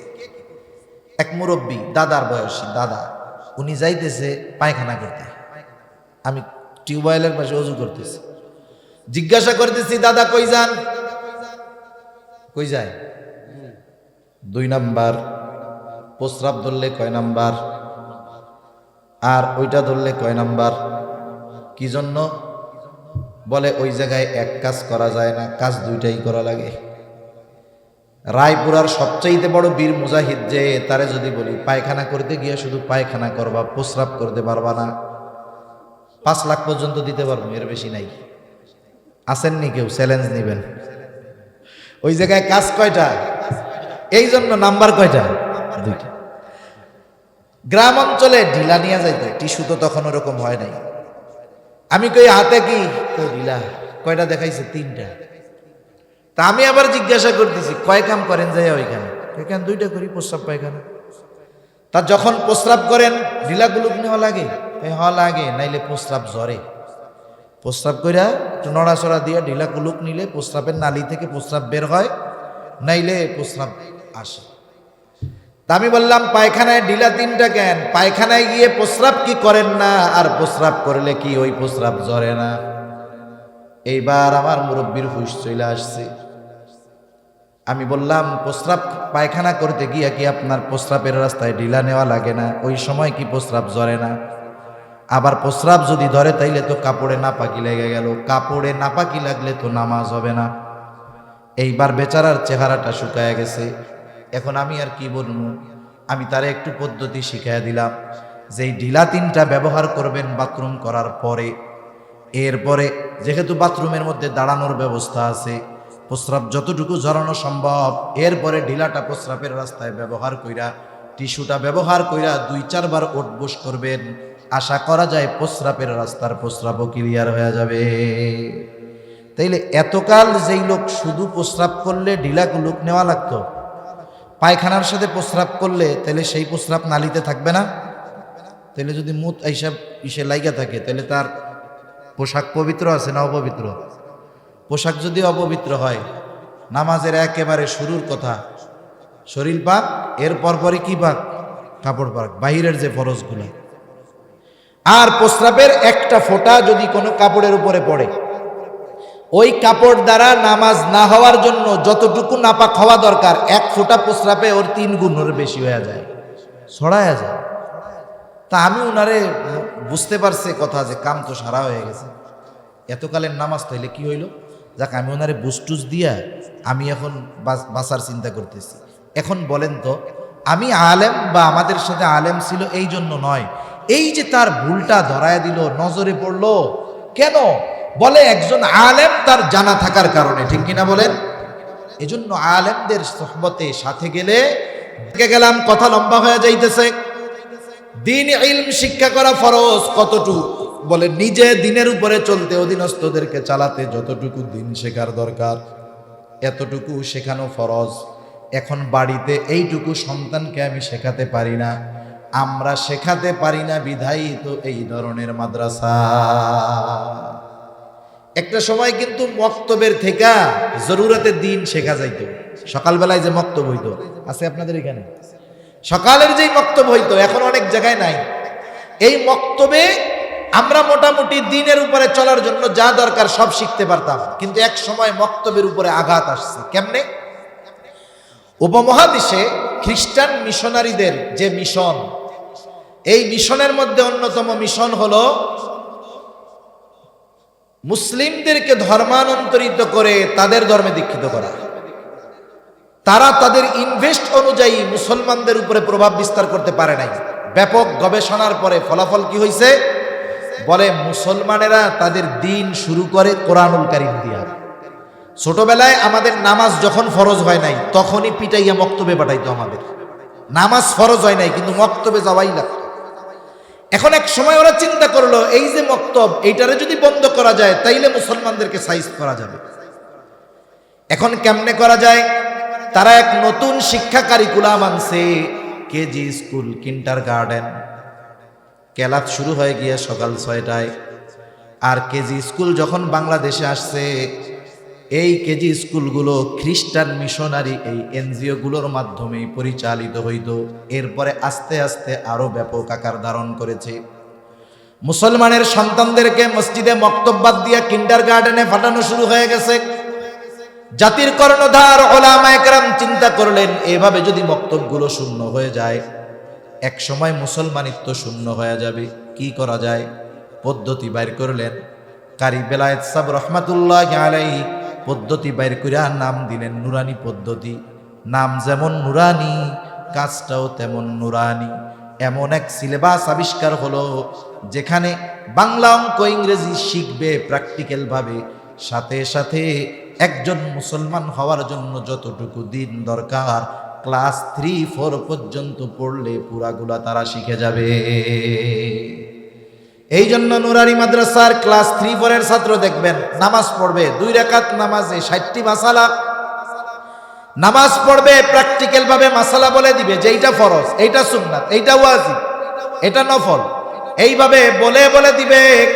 এই যে সন্তান দিন শিখতেছে, জানাজা কেমনে পড়তে হবে, পড়াতে হবে, কি দোয়া পড়তে হবে, খাবার কোন দোয়া, এ টু জেড দিন শেখা যতটুকু ফরজ এই মাদ্রাসাগুলোর মধ্যে শিখে যায়। এই জন্য আমাদের সন্তানদেরও উচিত ডাক্তার বানান আর ইঞ্জিনিয়ার বানান, কিন্তু তাকে প্রকৃত মুসলমান বানানোর জন্য প্রথমে এই নুরানি মাদ্রাসাগুলো দেওয়া উচিত। এগুলো দরকার। মানিকগঞ্জ গেছি এক মাদ্রাসায়, নুরানি মাদ্রাসার মাহফিল হইতেছে স্কুল মাঠে। অনেক জায়গায় তো গত বছর একটা খবরও আসছে যে প্রাইমারি স্কুলগুলা থেকে ছাত্র সব নুরানি মাদ্রাসায় চলে যাচ্ছে, নুরানি মাদ্রাসার উপরে তদারকি করা হবে। কি ব্যাপার দেখছেন? তদারকি করবি স্কুলে, যে স্কুল থেকে পোলাপান নুরানি মাদ্রাসায় যায় কেন? আর নজরদারি কোন জায়গায় করবে? নুরানি মাদ্রাসায়। কত বড় খাটা শয়তান এইগুলো ছিল, আল্লাহ বাঁচাইছে, ঠিক কিনা কোন? আল্লাহর কাছে এখন দোয়া করি, আল্লাহ সামনে একটু ভালো মানুষ দিয়েন। এখন অবস্থাটা কি? ওই স্কুলে গেছি, স্কুল মাঠে মাহফিল, এখন অনেক শিক্ষকরা আসছে, স্কুলে শিক্ষক 12-13 জন, মহিলা শিক্ষক টিক্ষক দিয়া। মাদ্রাসার মহোদয় বলে, হুজুর এই স্কুলের সব শিক্ষকের সন্তানগুলো আমাদের নুরানি মাদ্রাসায় পড়ে, স্কুলের যতজন শিক্ষক সবার সন্তান আমাদের মাদ্রাসায় পড়ে। চিন্তা করে দেখেন, একজন সচেতন অভিভাবক সে চিন্তা করছে এগুলো স্কুলে পড়ায় লাভ হইতেছে না, নুরানি মাদ্রাসায় দিয়ে দিছে। আপনি আপনার সন্তানটাকে আগে এই ধরনের নুরানি মাদ্রাসায় গুলাই দেন, এরপরে 4-5 থেকে 5-এর পর থেকে আপনি দিলেন স্কুলে। সে কোরআন শুদ্ধভাবে পড়তে পারে, নিজে ইমামতি করতে পারে, নামাজ পড়াতে পারে। দেখেন নাই ঢাকা বিশ্ববিদ্যালয়ের ভাইস চ্যান্সেলর যিনি হয়েছেন এখন, যাই হোক সুরতে আমার মতো হুজুর না, কিন্তু উনি নামাজের ইমামতি করতে পারে। যখন উনি প্রথম দিন ঢাকা ইউনিভার্সিটির মসজিদে কয়েকজন স্টাফ ছাত্রদেরকে নিয়ে জামাতে নামাজ পড়ছেন, সেকুলার পাড়ায় পুরো আগুন ধরে গেছে, ঠিক কিনা বলেন? চিন্তা করে দেখছেন?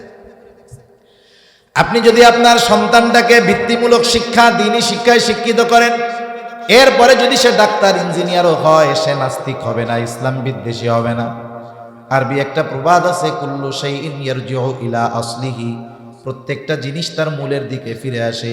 অনুরূপভাবে ওই সন্তান যদি আল্লাহ না করুন যৌবনে পাপাচারে লিপ্ত হয়ে যায়, ওই যে ভিত্তিমূলক শিক্ষা, দ্বীনি শিক্ষা হওয়ার কারণে জীবনের একটা সময় সে তাওবা করে আল্লাহর রাস্তায় ফিরে আসবে। এজন্য ছেলে হোক মেয়ে হোক তাকে আমরা দ্বীন শেখাবো, বলেন ইনশাআল্লাহ।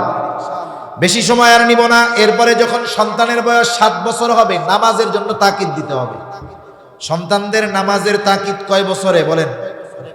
10 বছর হইলে নামাজের জন্য প্রহার করতে হবে। এখন আপনি যদি 7 বছর বয়সে সন্তানকে নামাজের আদেশ করতে চান, আরো আগে নামাজ শেখাতে হবে। নুরানি মাদ্রাসার 4-5 বছরের বাচ্চারা নামাজ দেখলে আপনি পাগল হয়ে যাবেন, কত সুন্দর ধীর স্থিরতার সাথে নামাজ পড়ে। এখন আপনি আপনার সন্তানটারে নামাজি বানাবেন কেমনে? আপনি প্রয়োজনে সুন্নাত নফলগুলো বাসায় পড়বেন। মা বোনেরা ঘরের অন্দর মহলে নামাজ পড়ে, পুরুষ মানুষ খোলা জায়গায় নামাজ পড়ে। আপনি দাদা, আপনি বাবা, আপনার ছেলে আছে 2 বছরের, পোতা আছে 2 বছরের, আপনি যদি নামাজে দাঁড়ায় যান, খেয়াল করে দেখবেন আপনার ছেলে, আপনার নাতি আইসা আপনার পাশে নামাজে দাঁড়ায় যাবে। কিছু পড়ানো না থাকলেও টিফিন বাটি একটা মাথায় দিয়া টুপি বানায় আল্লাহু আকবার শুরু করব, ঠিক না? এবার যখন দেখবে আপনি সেজদায় গেছেন, আপনার গাড়ির উপরে ওইটা ঘোড়া বানায় খেলবে, ঠিক কিনা বলেন? এখন আপনি চিন্তা করতেছেন, কি রে গাড়ির উপরে উঠলো কেন? আচ্ছা, সুবহানা রাব্বিয়াল আলা অন্যদিন 11 বার কইতেন, আজকে যদি 111 বার কন, গুনাহ হবে নাকি? সওয়াব তো হবে নাকি? কিন্তু আমাদের কি করবে, কি রে 11 বার 13 বার 15 বার নড়ে না কেন? মার কোন দিয়া গাই, এক গাইতেও 3 হাত দূরে। এই কাম না কইরা সেজদাটা লম্বা করলে সমস্যা আছে। রাসূলুল্লাহ সাল্লাল্লাহু আলাইহি ওয়াসাল্লাম মসজিদে নববীর মধ্যে ইমামতি করতেছেন। নামাজে আসার সময় নিয়ে আসতেন ওনার নাতি হুসাইন রাদিয়াল্লাহু তাআলা আনহুকে, পাশে দাঁড় করায়া দিছে। ছোট মানুষ, নবীজি গেছেন সেজদায়। এইবার চিন্তা করছে, মাশাআল্লাহ নানা তো গোড়া হয়ে গেছে, এক লাফ দিয়া নবীজির গাড়ির উপরে উঠছে। অথচ নবীজি করতেছেন ইমামতি। বর্ণনাকারী বলেন নবীজি সেজদা লম্বা করেছেন, এত লম্বা, বলে আমি মাথা উঠায় দেখলাম নবীজি কি করে, দেখলাম সেজদায় আর ওনার নাতি হুসাইন রাদিয়াল্লাহু তাআলা আনহু খেলা করতেছে। আমি আবার সেজদায় চলে গেলাম। দীর্ঘ সময় পর নবীজি সেজদা থেকে মাথা উঠাইলেন। নামাজ শেষ হলো, নবীজি ঘুরে বসলেন। উনি আর কিছু কয় না। আমাদের দেশে হইলে কি করতো? চিন্তা করতো, ফেসবুকের খবরে দেখি অমুক হুজুর, অমুক মুসল্লি, অমুক কাজী সাহেব সেজদায় ইন্তেকাল করছে, তাইলে মাশাআল্লাহ আমাদের ইমামও এই ফজিলত অর্জন করছে। মাথা উঠায় যদি দেখতো যে ইমাম সাহেবের পোলা গাড়ির উপরে ঘোড়া বানায় খেলতেছে আর ইমাম সাহেব সেজদা দেরি করছে, পিছন থেকে কইতো, হুজুর বাগেন, বাকি নামাজ আমরাই পড়ালো মনে। ঠিক কিনা বলেন? সাহাবায়ে কিরাম চিন্তা করে, সিজদা দেরি হইল কেন? নবীজি যদি ওহী নাজিল হইতো তাইলে তো সাথে সাথে তিলাওয়াত করে শোনায় দিত। একজন প্রশ্ন করে, ইয়া রাসূলুল্লাহ, ওই রাকাতের ওই সেজদাটা বিলম্ব করলেন, কারণ কি কোনো ওহী নাজিল হয়েছে নাকি? নবীজি বলেন, না। আমি যখন সেজদায় গেলাম, হুসাইন আমার ঘাড়ের উপরে উঠে খেলা শুরু করলো। আমি তাকে অতৃপ্ত থাকা পছন্দ করলাম না। ছোট বাচ্চারা এক কাজ অনেক সময় করে না, বলে সে খেলা করে তৃপ্ত হয়ে নামলো, এরপরে আমি সেজদা থেকে মাথা উঠাইলাম। একটা বাচ্চার খেলাকে প্রাধান্য দিয়ে নবীজি সেজদাকে প্রলম্বিত করে দিয়েছেন। আপনি আমি বাসায় নামাজ পড়তে গেলে যদি ওইরকম করে, আপনি আমি সেজদাটা লম্বা করে দেই, রুকুটা লম্বা করে দেই, কিয়ামটা লম্বা করে দেই, কোনো অসুবিধা হবে? কারণ ছোট বাচ্চাদের অভ্যাস হইল, ওরা অনুকরণ প্রিয়।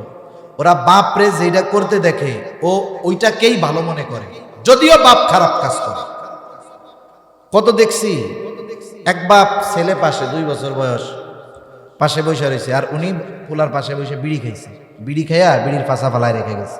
পোলা এতক্ষণ দেখছে না, ও চিন্তা করছে এত বড় ফজিলতের কাজ আব্বা একা করলে হয়, ও আইসা ওইটা ধরে টানা শুরু করে দিছে। তার মানে বাপ যেটা করে সন্তানের ওইটা অনুকরণ করে। তাহলে আমাদের উচিত এটা করা। মাঝে মধ্যে 5-6 বছর বয়স মসজিদে আনায় অভ্যস্ত হন, এমনি একটু দৌড়াদৌড়ি করতে পারে বাচ্চারা। হাজী সাহেব তো আরবে থাকছে, অনেক মসজিদে আছে বাচ্চাদের জন্য, মসজিদের এক কোনায় পার্ক বানায় দেওয়া আছে, তোরা খেল, দৌড়াদৌড়ি করতেছে মসজিদের মধ্যে। এটা কি সৌন্দর্য! তারা যদি পৃথিবীর সবচাইতে নিরাপদ জায়গা মসজিদকে মনে না করতে পারে, এটা আমাদের জন্য ব্যর্থতা। আজকে একটু দৌড়াদৌড়ির কারণে আমি আপনি যদি ওকে ধমক দিয়ে বের করে দেই, ওই 5 বছরের বাচ্চার যখন 15 বছর হবে, যাকে আপনি 5 বছর বয়সে ধমক দিয়ে বের করে দিয়েছিলেন, 15 বছর বয়সে ওর হাত পাও ধইরা মসজিদে আনতে পারবেন না। ঠিক কিনা বলেন? কিন্তু মসজিদের সাথে যদি ওর কানেক্টিভিটি হয়ে যায়, দেখবেন ও মসজিদ ছাড়বে না ইনশাআল্লাহ। এজন্য 7 বছর বয়সে নামাজের আদেশ, 10 বছর বয়সে নামাজ না পড়লে পিটুনি। সাথে সাথে হাদিসের মধ্যে আসছে 10 বছর বয়স হলে বিছানাটা আলাদা করে দিতে হবে। মা বাবা, সন্তান ছেলে মেয়ে বাবা এক বিছানায় থাকবে না, ছেলে মা এক বিছানায় থাকবে না, বিছানা পৃথক করে দিবে। এরপরে যখন সন্তান বালেগ হবে, প্রাপ্তবয়স্ক হবে, মেয়ে প্রাপ্তবয়স্কা হবে, তখন অধীনস্থকে ওই বিবাহ উপযুক্ত সন্তানকে বিবাহ দিয়ে দিতে হবে। কথা শেষ। এখন বিয়া দিবে কি? ওই যুবক করবে না অভিভাবক দিবে?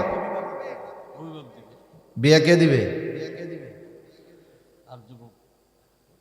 দায়িত্ব হলো অভিভাবকের, তাকে বিবাহ দিয়ে দাও।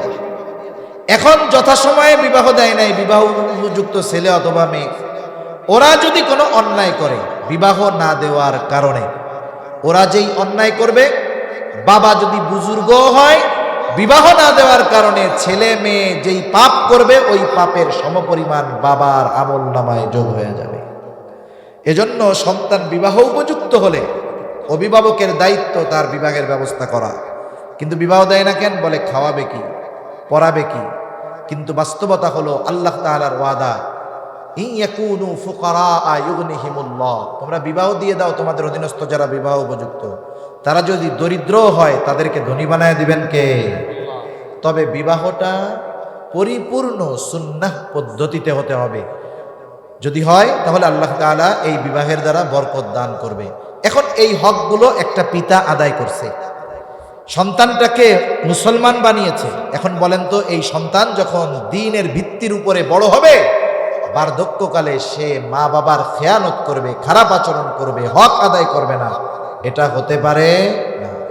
আর যদি না করা হয়, আল্লাহ না করুন, তাদের হকগুলো যদি আমরা আদায় না করি, কিয়ামতের দিন এই সন্তান যদি জাহান্নামী হয়ে যায়, আমি নেককার বাবা, ও আগে আমার দোষ দিবে আল্লাহর কাছে, বলবে রব্বানা ইন্না আতা'না সাদাতানা ওয়া কুবারানা ফাদাল্লুনা সাবিলা।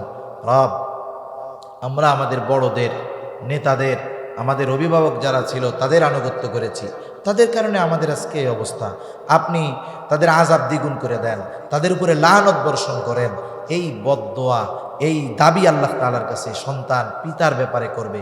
আর যদি সন্তানটাকে দিনদার বানানো যায়, আরও যদি সন্তানটা আলেম হয়, আরও যদি হাফেজ হয়, আমি আপনি অভিভাবক দুনিয়ায় অনেক পাপ করে ফেলছি, ভালো আমল করতে পারি নাই, সন্তান তো আল্লাহর প্রিয় বান্দা। আরে যতই খারাপ হোক, ওই মা বাপ যদি ইমানদার হয়, ওই হাফেজ আলেম, হাফেজের বাবা মা, কিয়ামতের দিন আল্লাহ তাআলা তাদেরকে নূরের তাজ পরায় দিবে। সুবহানাল্লাহ বলে। কতজন বলবে যে এই লোকটা তো দুনিয়ায় এত সম্মানিত ছিল না, এই লোকটারে এত সম্মান আল্লাহ কেন দিল? বলবে ওর একটা ছেলে হাফেজ, ওর একটা ছেলে আলেম। আমি শুরুতেই বলছিলাম যে দুনিয়ার নিজামটা এরকম যে সন্তানের কারণে মা বাবা ভালো হলেও বেইজ্জতি হয়, সন্তানের কারণে মা বাবা খারাপ হলেও সম্মানিত হয়। কিয়ামতের দিনও সন্তানের কারণে মা বাবা ভালো হলেও অনেক সময় বেইজ্জতি হবে, সন্তানের কারণে মা বাবা অনেক সময় খারাপ হওয়ার পরেও কিয়ামতের দিন সম্মানিত হবে। ঠিক কিনা বলেন? এজন্য আমরা আমাদের সন্তানদেরকে দুনিয়া আখেরাতের সম্পদ হিসাবে গড়ে তুলব, বলেন ইনশাআল্লাহ। এই হকগুলো যদি আমরা আদায় করি, আশা করা যায় সুসন্তান হবে। আগামীর যুবক তরুণ যারা, ওরা দিনদার হবে, ওদের মাধ্যমে দ্বীনের খেদমত হবে। গোটা দুনিয়াব্যাপী ইসলামের পতাকা, ইসলামের দাওয়াত পৃথিবীর আনাচে কানাচে ওদের মাধ্যমে ছড়িয়ে পড়বে। আর যদি আমরা দায়িত্বগুলো পালন না করি, আল্লাহর নবীও বলেছেন তোমরা প্রত্যেকেই দায়িত্বশীল, প্রত্যেককে তার দায়িত্বের ব্যাপারে জিজ্ঞাসা করা হবে। পিতাকে সন্তানের ব্যাপারে জিজ্ঞাসা করা হবে, স্বামীকে স্ত্রীর ব্যাপারে জিজ্ঞাসা করা হবে। আমরা যদি দুনিয়ায় তাদের হকগুলো আদায় না করি, তাহলে কিয়ামতের দিন আমরা ভালো হওয়ার পরেও আমাদের ধরা পড়ে যাওয়া লাগবে। আল্লাহ তাআলা আমাদেরকে সন্তানদের হকগুলো যথাযথভাবে আদায় করার তৌফিক দান করুন। সকলে বলি আমিন। ওয়া আখিরু দাওয়ানা আনিল হামদুলিল্লাহি রাব্বিল আলামিন। আসসালামু আলাইকুম ওয়া রাহমাতুল্লাহি ওয়া বারাকাতুহু। কিছু বলবেন না? আলহামদুলিল্লাহ। এই এখানে দোয়া হবে। নাহিদ একটু কথা তো নাহিদ মোটরসাইকেল নিয়ে থাকলে ভালো হয়। আমাদের দুই তিনটা মোটরসাইকেল নিয়ে থাকলে আমাদের এই বাড়ির ওই মোড়ে আর কি আগায় দেওয়ার জন্য থাকলে ভালো হয় মোড়ের মধ্যে। এখন ইনশাআল্লাহ দোয়া হবে। এই মাহফিল করতে অনেকে অনেক পরিশ্রম করছে, শারীরিক মেহনত, কেউ টাকা পয়সা দিয়ে, বিভিন্ন জন বিদেশ থেকে দোয়া চেয়েছে, অনেকে মৃত আত্মীয় স্বজনের জন্য দোয়া চাইছে। আমরা সকলের জন্য দোয়া করব ইনশাআল্লাহ। আল্লাহ পাক যাতে এই মাহফিলকে কবুল করেন, আমাদের মহল্লাকে কবুল করেন, মসজিদ মাদ্রাসা সবগুলোকে আল্লাহ পাক কবুল করেন ইনশাআল্লাহ। এখন দোয়া হবে, দোয়ার পরে আমরা ইনশাআল্লাহ এখান থেকে বিদায় নিব ইনশাআল্লাহ। আমরা সবাই দুরূদ শরীফ পাঠ করি। আল্লাহুম্মা সাল্লি আলা মুহাম্মদ ওয়া আলা আলি মুহাম্মাদিন কামা সাল্লাইতা আলা ইব্রাহিম ওয়া আলা আলি ইব্রাহিম ইন্নাকা হামিদুম মাজিদ। আল্লাহুম্মা বারিক আলা মুহাম্মাদিন ওয়া আলা আলি মুহাম্মাদ কামা বারাকতা আলা ইব্রাহিম ওয়া আলা আলি ইব্রাহিম ইন্নাকা হামিদুম মাজিদ।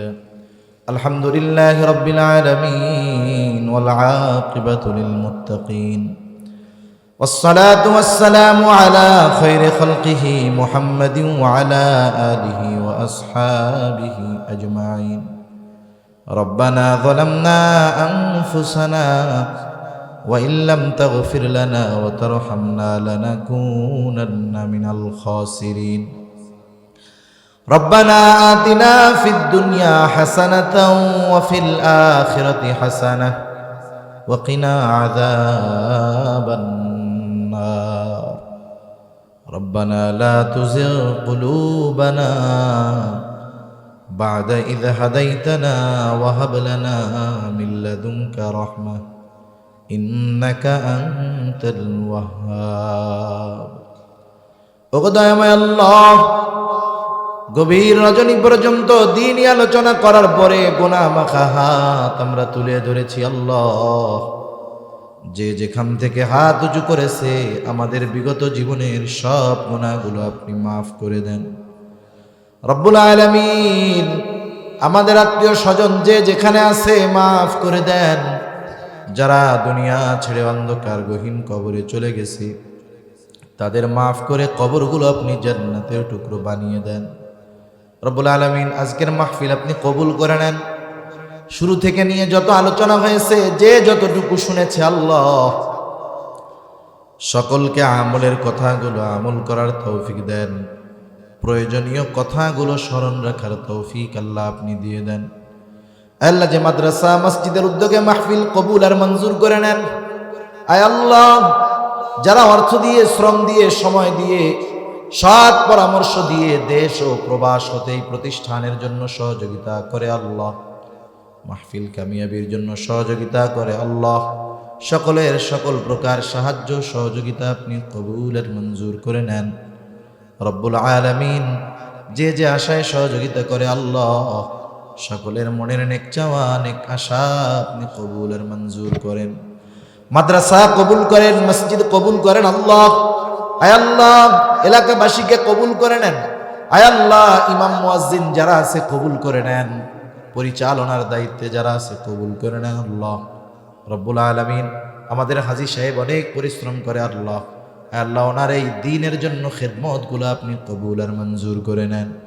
আয় আল্লাহ, আমাদের প্রত্যেকের অন্তর মসজিদের সাথে সম্পৃক্ত করে দেন রব্বুল আলামিন। আমাদের মধ্যে যারা অসুস্থ আছে সুস্থতা দান করেন। আল্লাহ, এক ভাই আহলিয়ার জন্য দোয়া চেয়েছে, আল্লাহ সুস্থতা দান করেন। আল্লাহ, আমাদের হাজী সাহেব অসুস্থ, আল্লাহ সুস্থতা দান করেন রব্বুল আলামিন। খাস করে আমাদের আত্মীয় স্বজন যারা অসুস্থ আছে তাদেরকেও সুস্থতা দিয়ে দেন রব্বুল আলামিন। খাস করে তামাম দুনিয়ার মুসলমানদের জান মাল আপনি হেফাজত করেন আল্লাহ। খাস করে ফিলিস্তিনের মজলুম মুসলমানদের জন্য আপনি সাহায্যকারী হয়ে যান। আয় আল্লাহ, জালেমগুলোকে আপনি হিদায়াত দেন। হিদায়াত যদি না থাকে আল্লাহ, তাদের ব্যাপারে আপনি চূড়ান্ত ফয়সালা নেন। তামাম দুনিয়ার মুসলমানদের এক হওয়ার তৌফিক দেন আল্লাহ রব্বুল আলামিন। খাস করে আল্লাহ, আমাদের গোটা হায়াত উলামায়ে কেরামের তত্ত্বাবধানে অতিবাহিত করার তৌফিক আল্লাহ আপনি দিয়ে দেন রব্বুল আলামিন। আগামী 31 জানুয়ারি, 1-2 ফেব্রুয়ারি আয় আল্লাহ উলামায়ে কেরামের তত্ত্বাবধানে যে ইজতেমা আল্লাহ আপনি কামিয়াব করেন, সফল করেন রব্বুল আলামিন। যেই সমস্ত ভাইরা না বুঝে শয়তানের ধোকায় উলামায়ে কেরামের প্রতি বিদ্বেষ অন্তরে লালন করে, আল্লাহ আমার ওই কলিজার ভাইদেরকে আপনি সহি বুঝ দান করেন আল্লাহ রব্বুল আলামিন।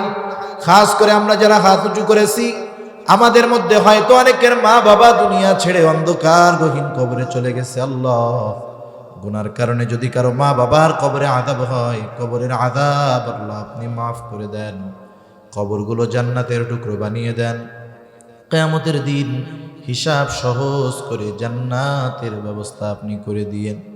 যাদের মা বাবা বেঁচে আছে সুস্থ দীর্ঘ অনেক হায়াত দান করেন। আয় আল্লাহ, যাদের সন্তান অবাধ্য আছে সন্তানগুলাকে বাধ্য করে দেন। আয় আল্লাহ, আমাদের স্ত্রী সন্তান আমাদের জন্য চক্ষু শীতলকারী হিসাবে কবুল করে নেন আল্লাহ। আয় আল্লাহ, আমাদের সন্তানের হক যথাযথভাবে আদায় করার তৌফিক দেন। আয় আল্লাহ, গুনাহমুক্ত জিন্দেগি গঠন করার তৌফিক আল্লাহ আপনি দান করেন। বেনামাজিদের নামাজি বানিয়ে দেন। সুন্নাতবিহীন মানুষগুলোকে সুন্নাতওয়ালা বানিয়ে দেন।